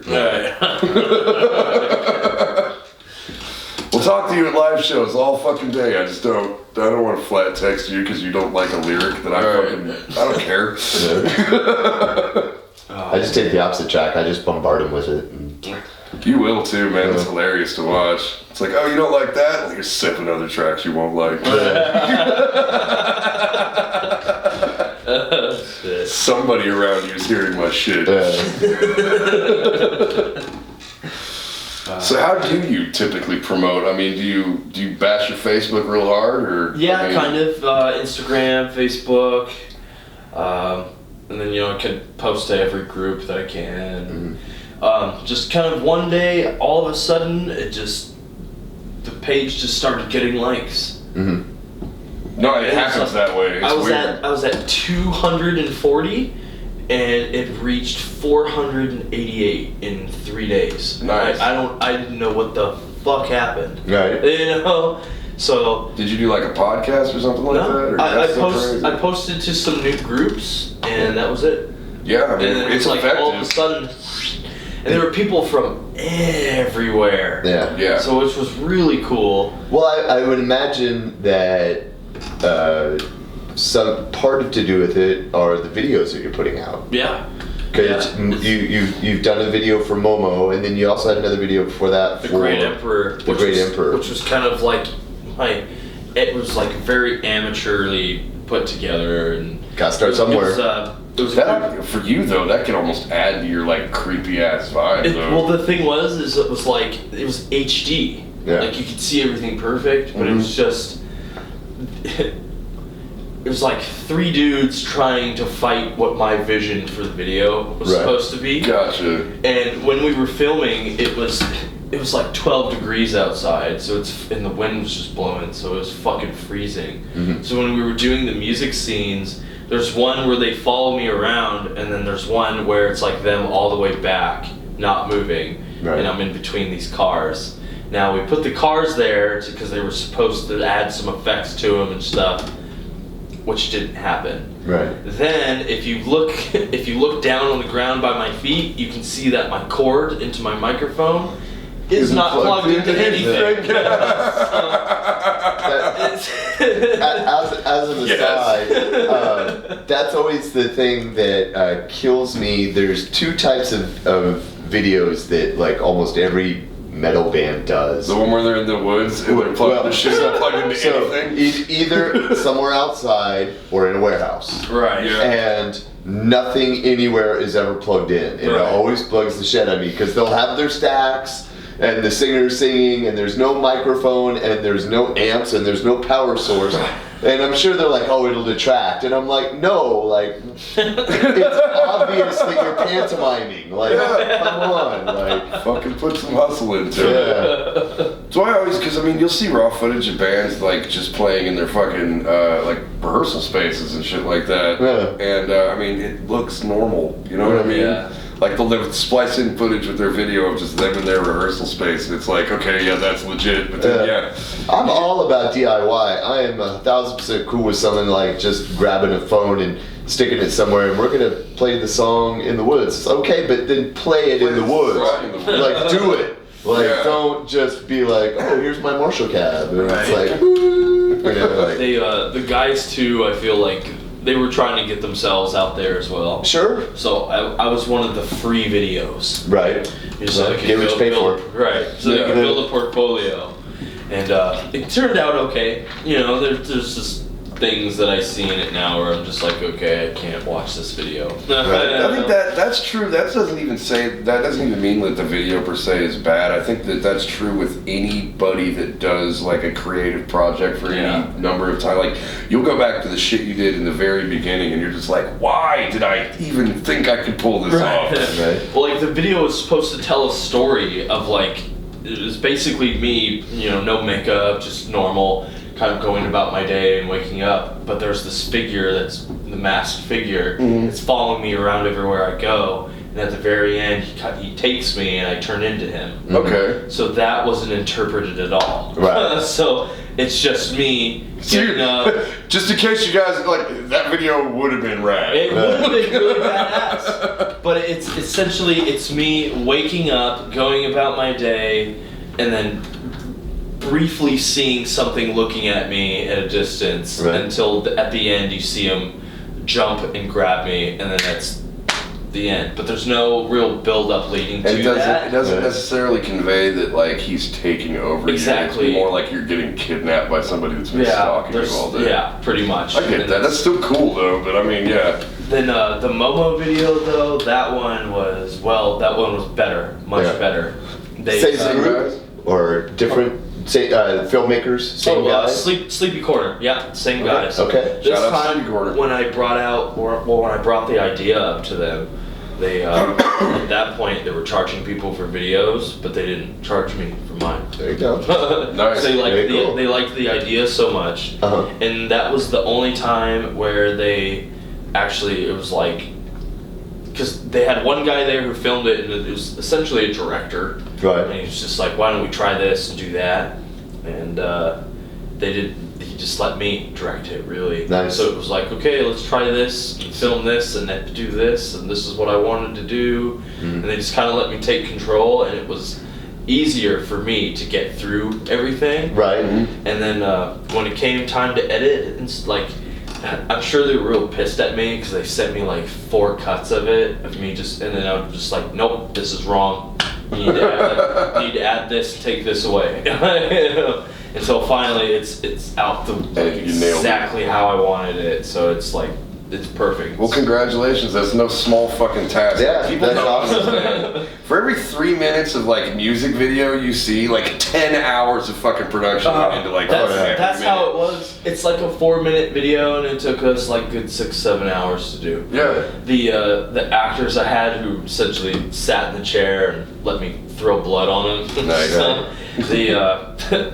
The guy, my buddy, his name's Chaz. He's this really, really big guy, like really big guy, and he's tied to this little chair, and the fake blood I put on him was getting in his eyes, and like it says clearly on the bottle that if it gets in your eyes, to rinse your eyes out immediately. And he's just sitting there like, because I tied his legs up to the chair too. You're like, this isn't even a music video. I just wanted to fuck you up. I didn't do it like tight, but I made it look, convincing. Right. He can't move. You're like, hey man, don't be a bitch. And he's just sitting there like, I'm like, all right, dude, we're gonna wait 5 more minutes. Like, it was poor fella, man. And then you fucking bear maced him. Yeah. Canadian style. So that reminds me, I heard a hilarious fucking story from Toby Hooper, who directed Texas Chainsaw Massacre. Did Texas Chainsaw Massacre, but it was actually about his movie The Funhouse, which is one of my favorites. It's a great movie. If you haven't seen The Funhouse, watch it. It's awesome. It's on Tubi.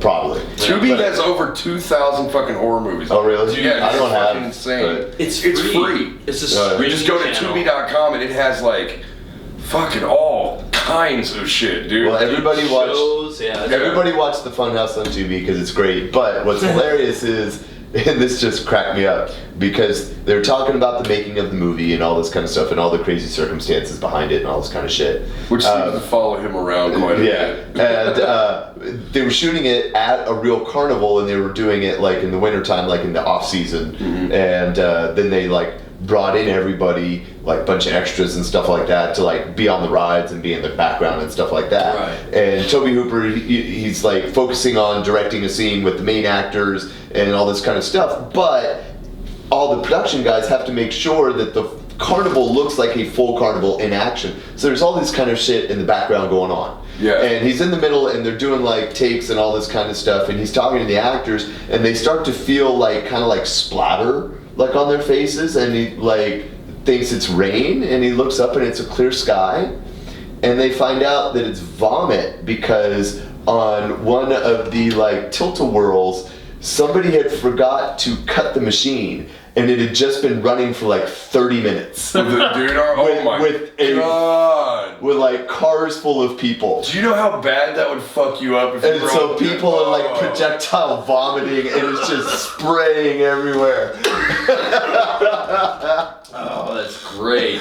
Like once one person starts puking, they all start puking. And then like once they do that, they're immediately like, stop the machine, but people are like screaming like, stop! already barfing. Stop! Oh, that's great. Could you imagine just like, hey, we've been on this thing for a while. I don't feel so fucking good. And then panic set in when just nobody's responding. It's like, that's it. Fucking fire him. Oh my god. This is how we die. Tilt the world to fucking death. Oh my god. Could you fucking imagine? There's that guy. You see this video of the dude going down in a slide, and he goes up and then goes down.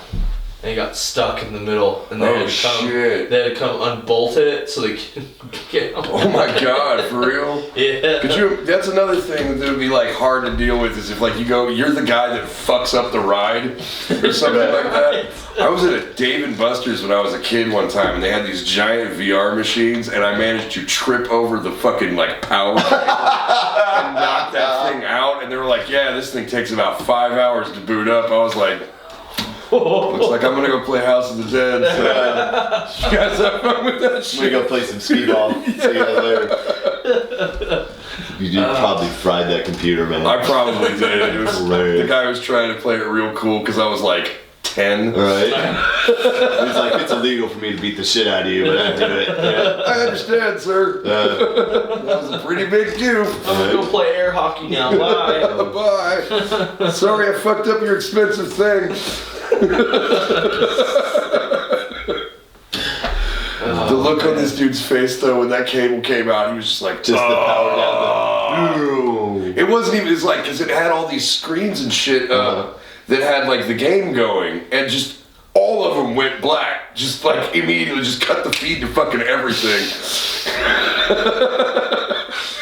Oh my god. I'm probably did that. the reason they redesigned that shit to be way more complicated. But you can't just unplug a power cord. No. They were like, no, this Dave & Buster's in Frisco, fucking Texas, 10 years ago or 20 years ago.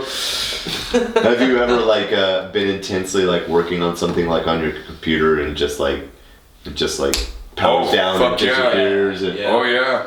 and That it's is like an infuriating freak feeling. out moment, like I just lost 8 hours of my life. Or you know what I would do is Fallout 4, the video game. Yeah. There's a mechanic in there where you can like build your own settlements, and it's really in depth. And I hyper focus on shit like that in video games, like crafting and creating. Right. And I spent fucking all day. I didn't even play the game. I just spent all day building this modding. fucking island. And just fucking, dude, I had like full working pubs with bartenders and shit and waitresses, and like there was bread on the plates and ceiling fans and shit. Like I went down to every fucking last detail, and then the game froze. Oh my god. And I have not picked it back up since. Yeah. I was just like, no, fuck that. I'm done. I assume Fallout 4 is a very fun game. Right. I'm gonna drink 100 beers. So goddamn mad. That was one of the reasons I stopped playing video games, because I had kids around my house. I did another thing where I built this fucking massive theme park in Minecraft. Because like I said, I just hyper focus on that shit like a, like a disorder. And then I went to the bathroom for 2 minutes, and this kid we were watching just started like blowing shit up. Yeah. And I was just like, it was one of those moments where I was like, I'm gonna choke this little Oh my god. It's like, you can't kill your son's friends. I'm like, the fuck I can. That took hours. Yeah, well, basically my point is 30 minutes on a tilt-a-whirl is way too fucking much. I guess we're gonna die up here. Oh man. That extra work on stuff like that must be just fucking insane. Like shooting a funhouse scene, like a full carnival. Right. Could you imagine like organizing that many people and then they have to like believably convey that they're at a fucking carnival? Right. More than one time. Yeah, for like take 30. Yeah, that's another thing. If you're not in the know, like anything production wise, whatever you're hearing, that's the 5,000th time they did that. Yeah.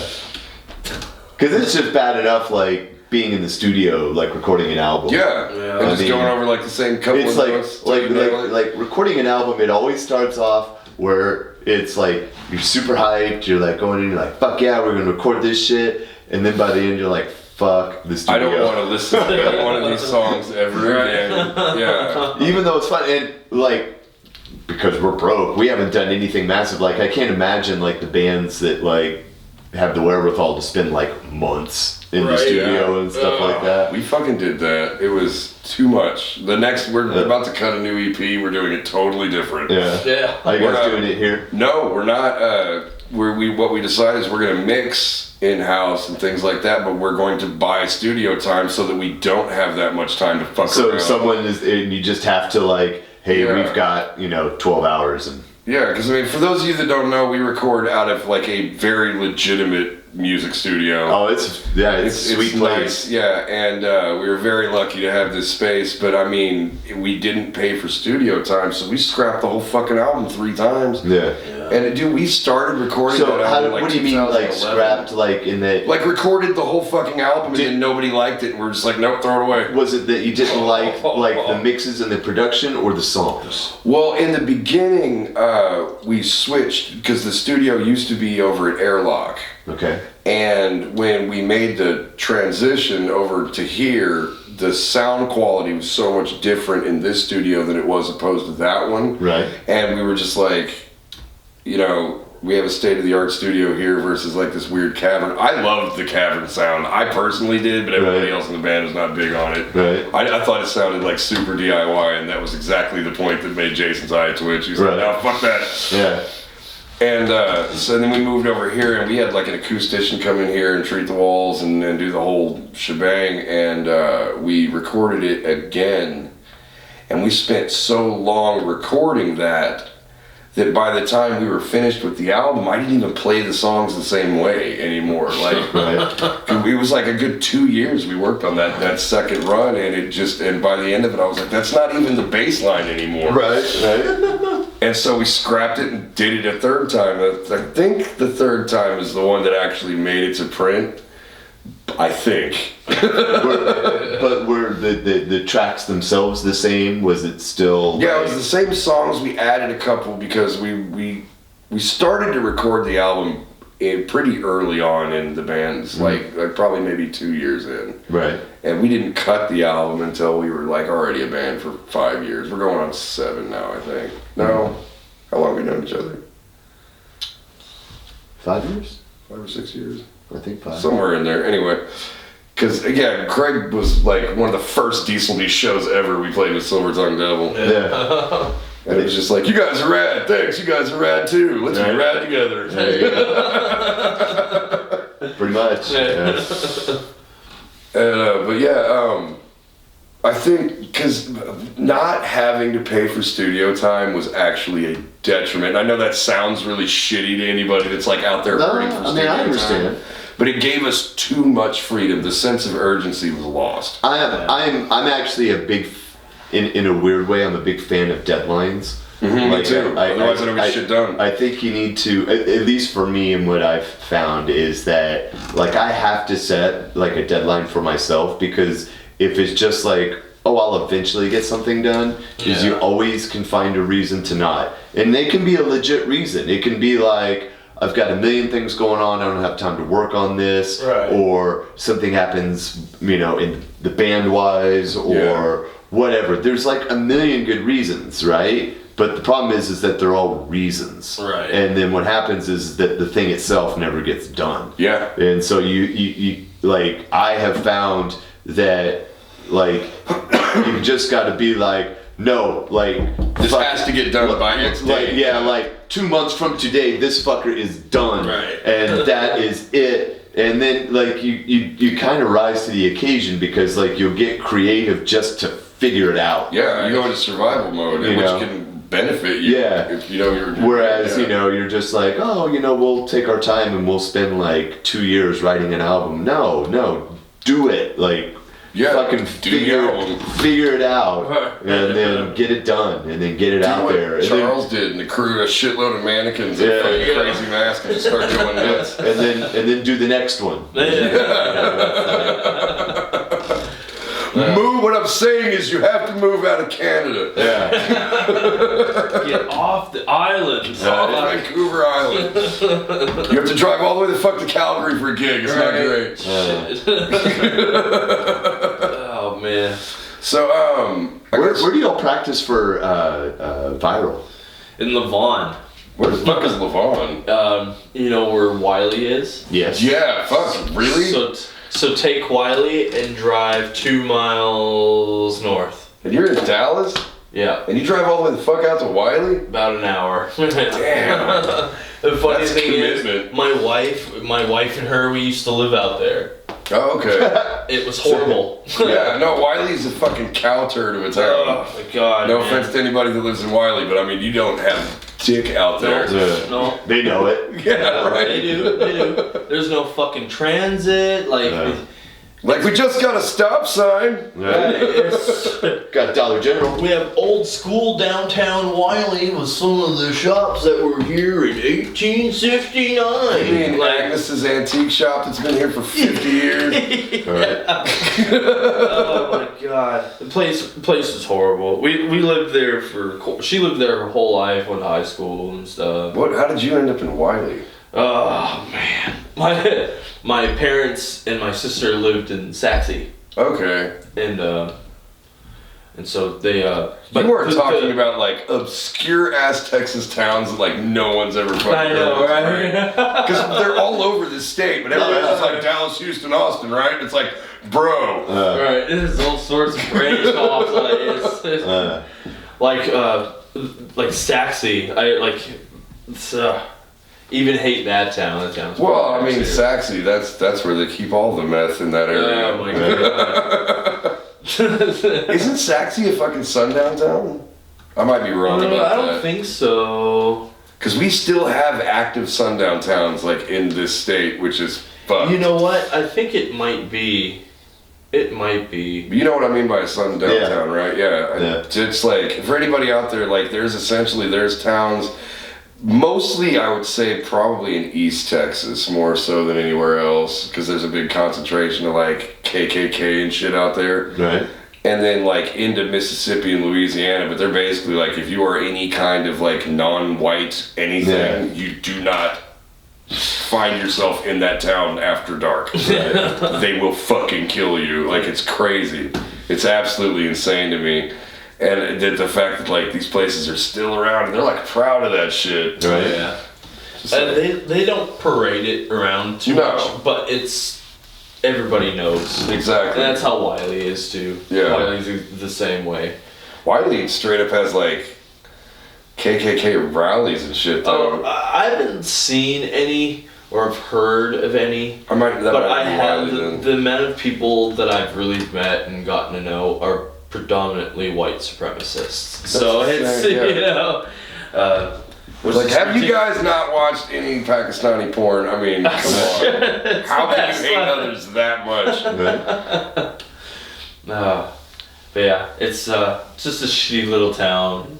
Yeah. Just had to get So us you out of moved there. from Canada to Saxe? Saxe to Wiley to Dallas. That's such a weird... That had to be culture shock. Right? It was, so man. It fucking really strange. was. It's It's a long way to move to Redneckville. Yeah. Like, like some things are similar and some things are not. Like in Canada, it's like you're from the bush or you're from the city. Yeah. And here it's So you're a degen from upcountry. yeah, pretty much. And it's the same here. It's either you're from you got your land Yeah. or you're from the city. So, Yeah, we got that. Well, I mean, but Denton's got, or Denton, DFW especially, like, Go. there are literal urban centers, like legit urban, like, metropolises. Yeah.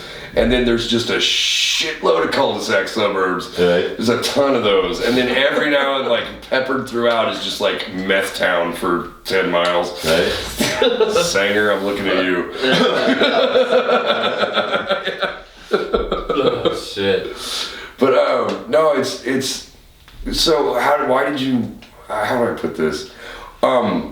When did you wake up and decide to get the fuck out of Wiley and move to places that had stuff to do? When I really when I had my first kid and kind of really needed to kick shit into gear, Yeah. it's like, okay, You're I'm in a not getting town. anything accomplished here. Yeah, I'm in a small town. I can't get a fucking job out here. Yeah.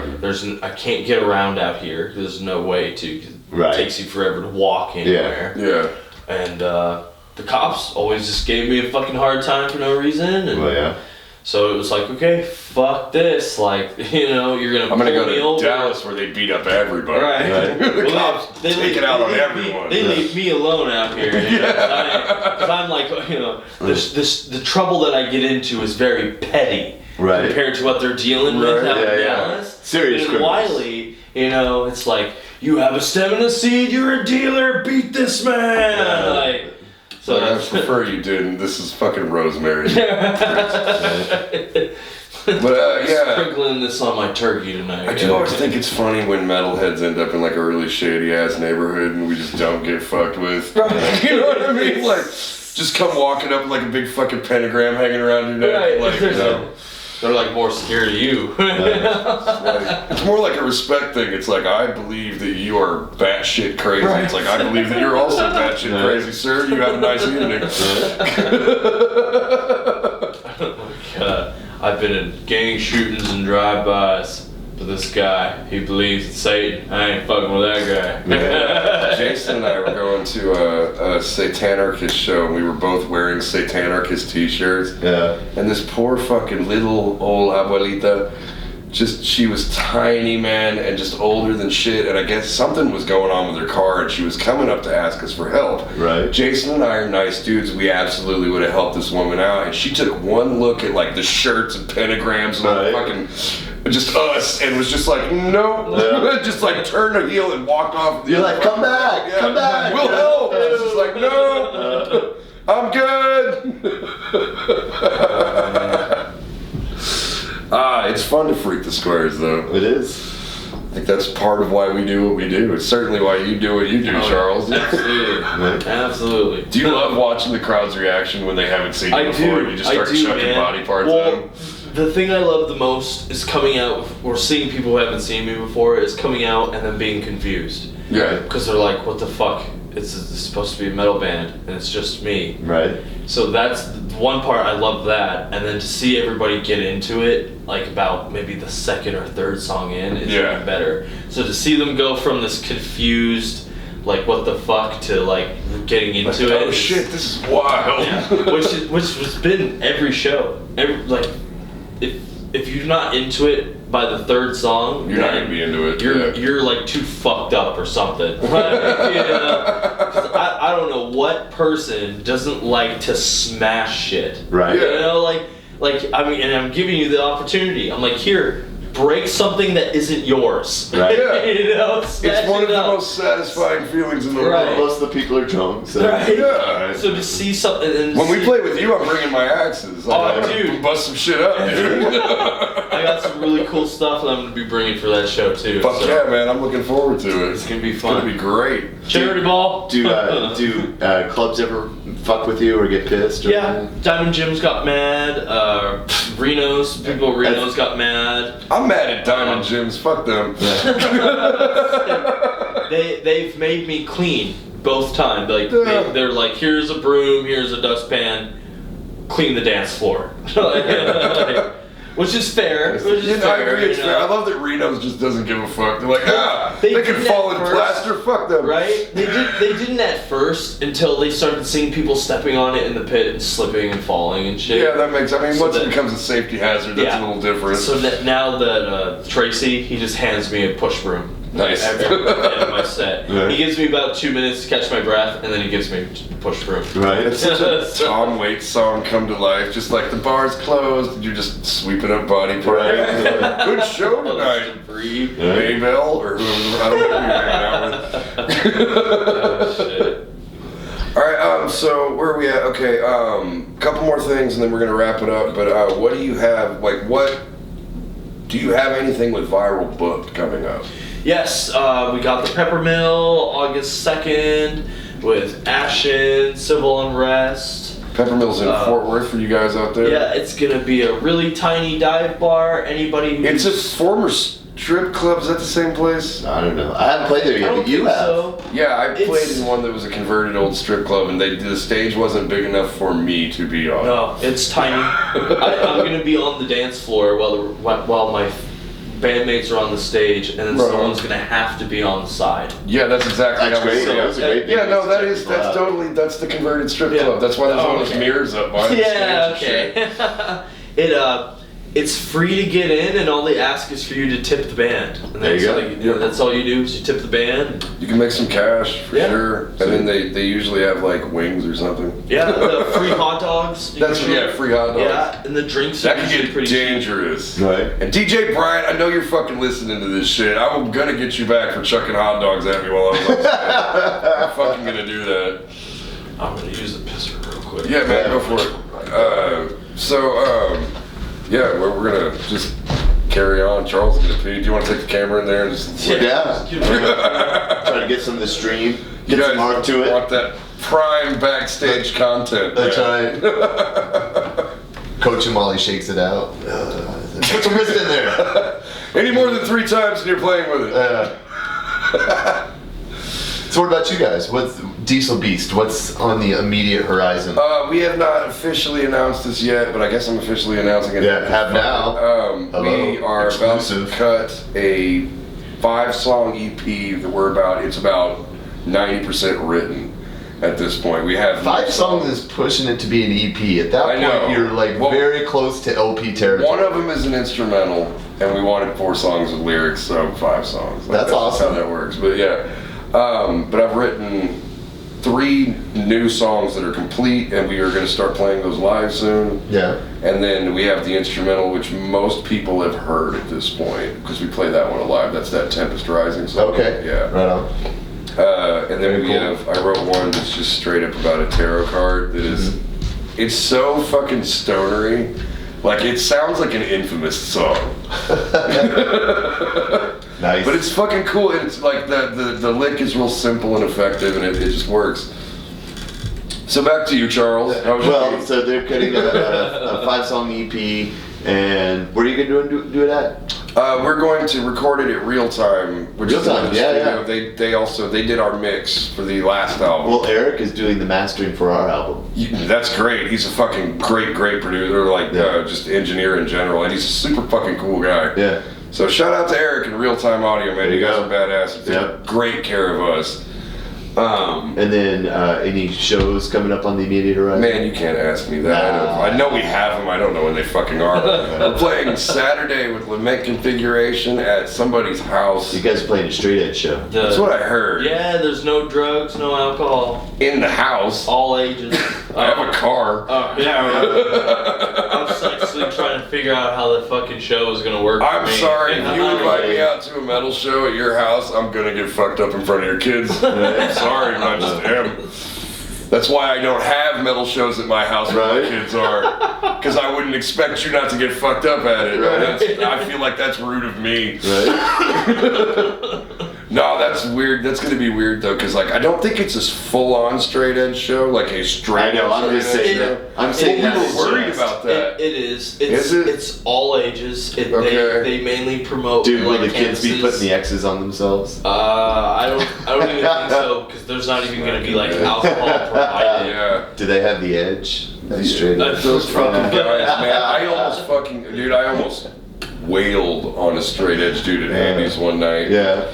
He pulled my cigarette out of my mouth and broke it in half. Oh, and mistake. I just looked at this dude and I was like, what about my entire fucking vibe that I'm putting out here makes you think that I wouldn't kick your ass for that? Right. Like I got up in this dude's face and then the bouncer had to come and pull me. I was so fucking mad. I'd be like, get this ignorant fuck out of here. I was like, dude, if you want to live straight edge, that's cool. Yeah. I fucking don't. Right. And cigarettes are expensive. Yeah. No, I've had a couple of run-ins with the straight edge side of things. Yeah. They're not a fan of my general vibe. Oh shit! It's the same thing with me, man. Same thing. I had a girlfriend who was straight edge, and all her friends were straight edge, and I was like a huge pothead, and fucking drank, took pills, partied, man. I partied when me and her were dating. And they did not like to be around me and my friends at all. They would come over and hang out with her because she'd be the only one not drinking. They'd come over and we got like this huge handle of whiskey between me and two other people.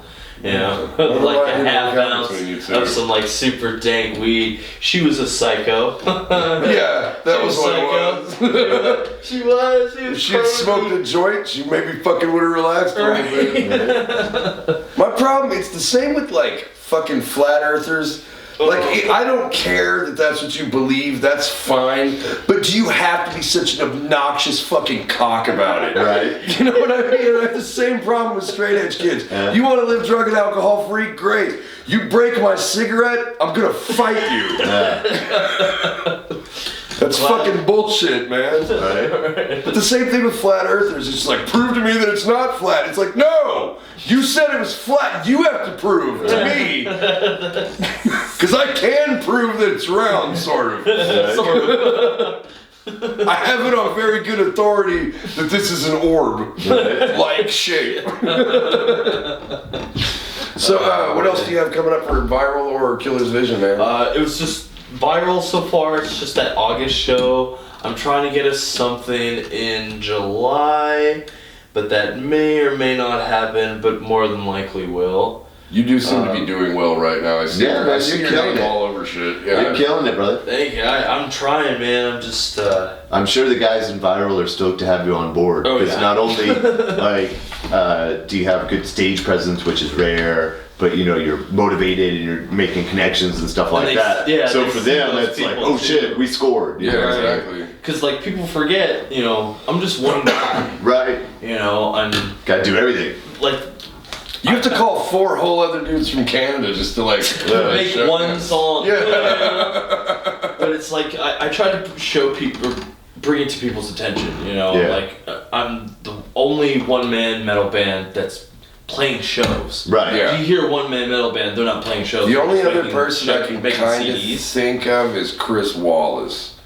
And Chris Wallace, it's not what you do. What Chris Wallace is Chris Wallace is basically a virtuoso guitar player. And so he records his own tracks and then he plays live to the tracks. I mean, it's totally different from what you do, but it's good. Yeah. And I mean, he plays. I would not say he plays the same types of shows that you do, though. I'd say he does more shit like he could fit in at like those other like the weirder venues like Harvest House and shit where like metal's not really Right. booked at all. thing. Yeah, Right. yeah. But I mean, he's just a fucking incredible guitar player. So shout out to Chris. But yeah, like what you do is so different from even that. You know what I mean? Like nobody fucking does what you do. It's the work ethic is what I try to I try to show everybody too. Yeah. You know, it's like I'm not sitting on my ass waiting.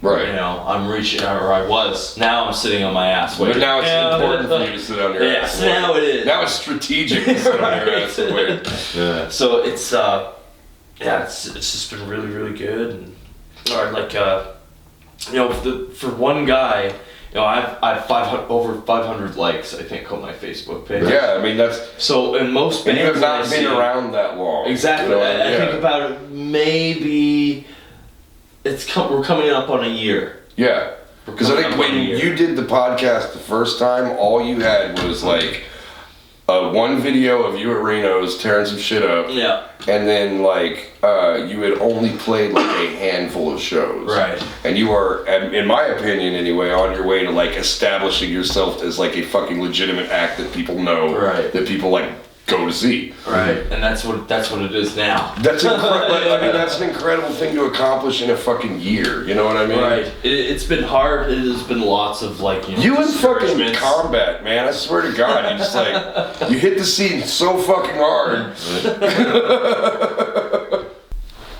So do you have any Killer's Vision books at all coming up, or is that the one that you're kind of resting your laurels on? Any what? A Killer's Vision stuff coming up. Yeah, I got, oh my God, I got so much.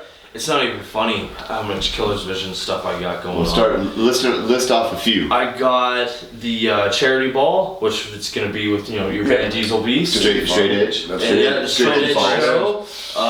I have a show on the 14th with the Finest Common. Where's that At the Tin Panther in at? Okay, Fort yeah. Worth. Sorry. They're from, let's see, Minneapolis. And so I'm real stoked for that. I just got the confirmation for a show July 3rd. So you got one for July, man. Congratulations. Yeah, well, it'll be for the Killer's Yeah, Vision. yeah, fair enough. And then what else do we have here? So far, I think, yeah, it's gonna be with Rain, Feasting Beast, and Convalescence. Convalescence? I know who they are, but I don't know them. The Convalescence. Yep. Yeah, and then We just played with those guys they're coming in from. in Dallas. Where are they coming from? I think they were at that Wits End show. They're from I'd be Ohio. wrong. They're a touring band, but they come through often. Yeah, that's what I was thinking. We played. I want to say we played. When would we play with Space Ape? When the fuck was that? Space Ape's awesome. Space Ape is awesome. I love those We guys. keep playing with those guys out of town. Really? We haven't played with them yet. You're in DFW, and we keep playing with them in Oklahoma. And man, RIP to Dead Hawk right now, but that was us and Dead Hawk. We would just keep running into Dead Hawk anytime we'd leave the city. Right. Oh, I miss that band. Yeah. Then I got one on July 12th.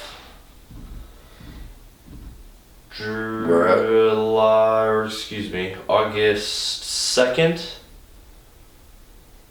And then August 9th. You do got a lot of shows, brother. August 11th. Fuck, you're playing like every weekend in August. Oh, it's crazy right now. August 24th. We're at it on August 24th. At Reno's, Okay. I think. Right. That's my birthday. I'm actually planning on going down to Dallas and getting fucking trashed. There you go. And then the 31st. Nice. And that's it for until That's October. it? Just Yeah. And then you're playing the show in October with us. With you guys, yeah. The- Which I'm the really release looking show? forward to. Badass. And That's Crop gonna Dust. be- It'd be your first time playing with Crop Yeah. Dust, right? Yeah, Oh, man, I it'll be can't my wait for first that. time. Yeah, it'll be my second time playing with them, but my first time as the Killer's Vision. I got you. So it's gonna be interesting. I Yeah. haven't played with another group where the vocalist wears a mask. Right. So and like when I first started, he kind of helped me solidify that that's what I was gonna do. I was gonna go and I was gonna make a mask and I was gonna wear one. Yeah. So yeah. Because he pulled no punches on his.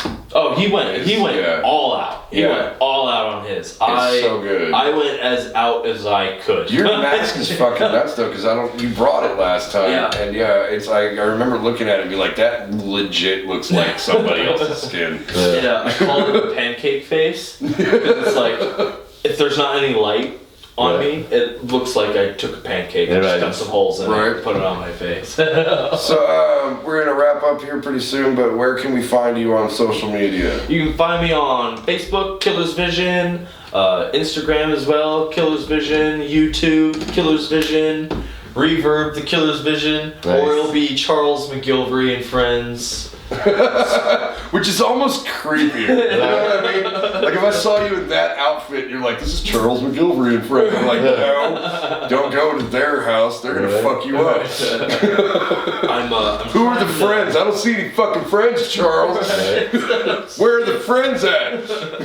I'm trying to get me on like Spotify and you know, iHeart. It's hard to kind of like, because they make you jump through so many fucking hoops to get that shit set up. But I mean, once you do, just do it through a distribution. Like use either DistroKid or you can do it through like CD Baby. Is who we use. Either one, like you'll pay them a service and you'll give them all the info and then they take care of it. Oh, okay. That's not Instead of like directly trying to do it. If you try and do it directly, it's such a fucking pain. Like I would recommend DistroKid. Is a good service, fairly cheap. The guy in Chemical Fingerprint, that's what he suggested me to use. He's like, hey, you need to get your music out there. I can't remember what we use, but it's either DistroKid or CD Baby. Yeah. It's one of those two. I know and they're both good, good services. Either way you go, that's cool. But that's how you would want to do it, and you can pick like for us, like because they're like, do you only want to do like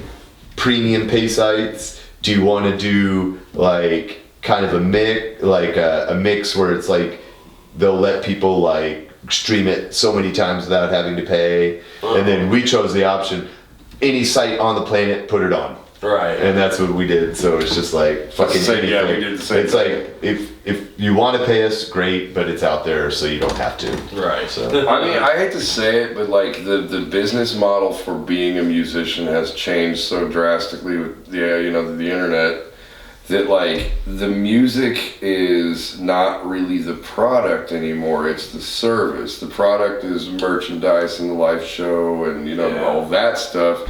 But like actual recorded music, and this is ass backwards because recording your music and recording it competently and well is fucking expensive. Yeah. But I mean, it's not what people pay for. And I mean, you'll sell CDs and records and shit like that because I mean, people will want a physical copy and stuff. But I mean, it's mostly like T-shirts, hats, merch, shit like that, and then like the actual live show and charging covers and stuff. Right. So I mean, it's really weird how that's changed. But musicians will just. Boy, we will try to make that penny. Right. we need that penny to get home. Right. We spend all our money on guitars and shit. Right. Well, Charles, thank you so much for coming out a second time. No problem. Thank you guys for having me. We had a great time, and congratulations on like crushing it since our first all your interview. success, man. Thank you. Yeah, you're fucking. I mean, just in the short amount of time since you guys don't know. The first interview was way sadder than this. Charles was like, "Yeah, people, they won't book me. You're one man band. I ran out of mannequins." Now they just hear Killer's Vision and they're just like done. Fuck yeah, man! That's the guy that chops up mannequins. Right. Yeah. And I went from an opening band to now I'm like co-headliner to middle. Right. Yeah, man. I prefer the middle. Yeah, I really do. I think that might just be an age thing or something. It's the dirty truth is that when you're at the club level, is the sweet spot is playing in the middle. Support, because it's late enough that people have gotten out. Because when you open, it's like not everybody's there yet. They're rolling in, or they're pre-gaming in the parking lot, or whatever. Right. When you headline, right, everybody's wasted. People are wasted at the end of the night, or they've gone on to another club or whatever, and so typically it's like, hey man, hey man, I fucking like your band. Woo! They're just like, cool, bro. What are you guys called? The Vision Killers? The Vision Killers? You guys are awesome! Hell yeah, man. You guys gotta hear my fucking cousin's band. Hey, cuz, come here. It's just like, So it's Acapella some music for this fella. it's a weird thing because like you work your way up to becoming like, you know, air quotes, like headliner, you know, at a club. You know, it's not like you're opening for me. oh, if I was playing like arenas and shit, I'd want that headlining slot because that's who makes Right, the but that's my point, is that like, if it's like a touring act, it's like, yeah, everybody's there for the headliner, but when it's a club gig, the sweet spot is like right in the middle. But it is like a confidence booster, and it is a mark of making like some success to get to the point of, well, the promoters and the clubs want you to be the headliner, Right. but then it's also like, well, fuck though, the guy in front of me is gonna play to more people. Right. You're headlining the show on Saturday, right? No. Are you not? I think I'm either second. Fuck, are we headlining the show on Saturday? See? No. Although, straight edge show, no one's wasted. That's true. Center They're just gonna bands. be surly. Oh, so everything's just gonna be like. I don't know. I'm gonna get drunk in the parking lot. I'm throwing that out there right now. I'll be out there with you, dude. Yeah, man, we're all, dude, so far I met configuration, we all talk. We're just gonna meet at the cars and get fucking hammered. And then go play the fucking straight edge show. Right. Just Febreze yourselves when you walk in. Oh man, the guy's house, by the way, it's called G's Playhouse. He's turning it into an actual like house venue. Oh. He's in a band called Run the Asylum. Yeah, that's fucking Josh's band. Yeah. He's super cool dude. Yeah, dude, Run the Asylum, they're cool. They are super fucking cool dudes, yeah. Oh, okay. I'm opening, and you guys are second to last. Fuck yeah. Not headlining. Not headlining. Who is headlining? A Stone Wolf. Which Oh, okay, cool. They're That makes sense. awesome. Yeah, those are good dudes. They came up with me when I like first started playing like gigs. We met them out at the Parker House venue. We were supposed to be playing this like big outdoor benefit thing. But the problem is we had a cold snap move through, so it was like 30 degrees. Oh, so shit. No one showed up. Yeah. We still had to come and play, and we were all freezing our dicks off. And I remember watching Stone Wolf, and I can say this because I love these guys now, but I watched Stone Wolf, and I was like, the guitar player is really good, bass and drums are solid, this singer is fucking awful. And I felt like I kept saying like that to myself through the whole set. Like I wasn't bashing him or anything. But in my head, I'm like, man, they need a new singer. This isn't working at all. And we get off, and I shake everybody's hand. You know, good job, good job, good job. And the singer's like, yeah, man, I'm sick as fuck, and I couldn't hear anything. And I was just like, gotcha. You don't suck. You're just having a rough night. Right.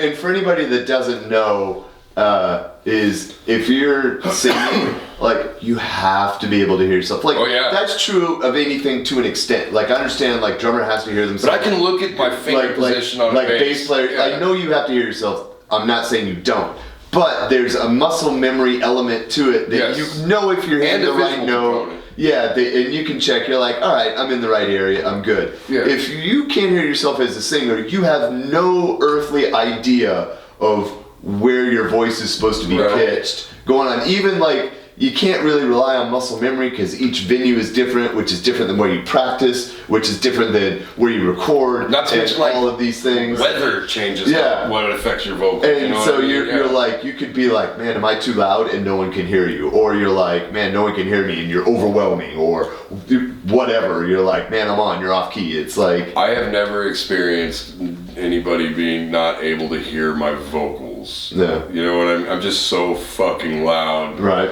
But I mean, I can't hear it, so I might be like horribly off pitch. Right. You know what I mean? Like, I mean, I've got a lot of power, but if I'm not in the right fucking key, I'm not in the right fucking key. Yeah, exactly. And you don't want to be like belting it out and just off. And I don't have a not belted out. Right. I belt out everything that comes out of my fucking mouth. Yeah. It is a very difficult way to live. Yeah.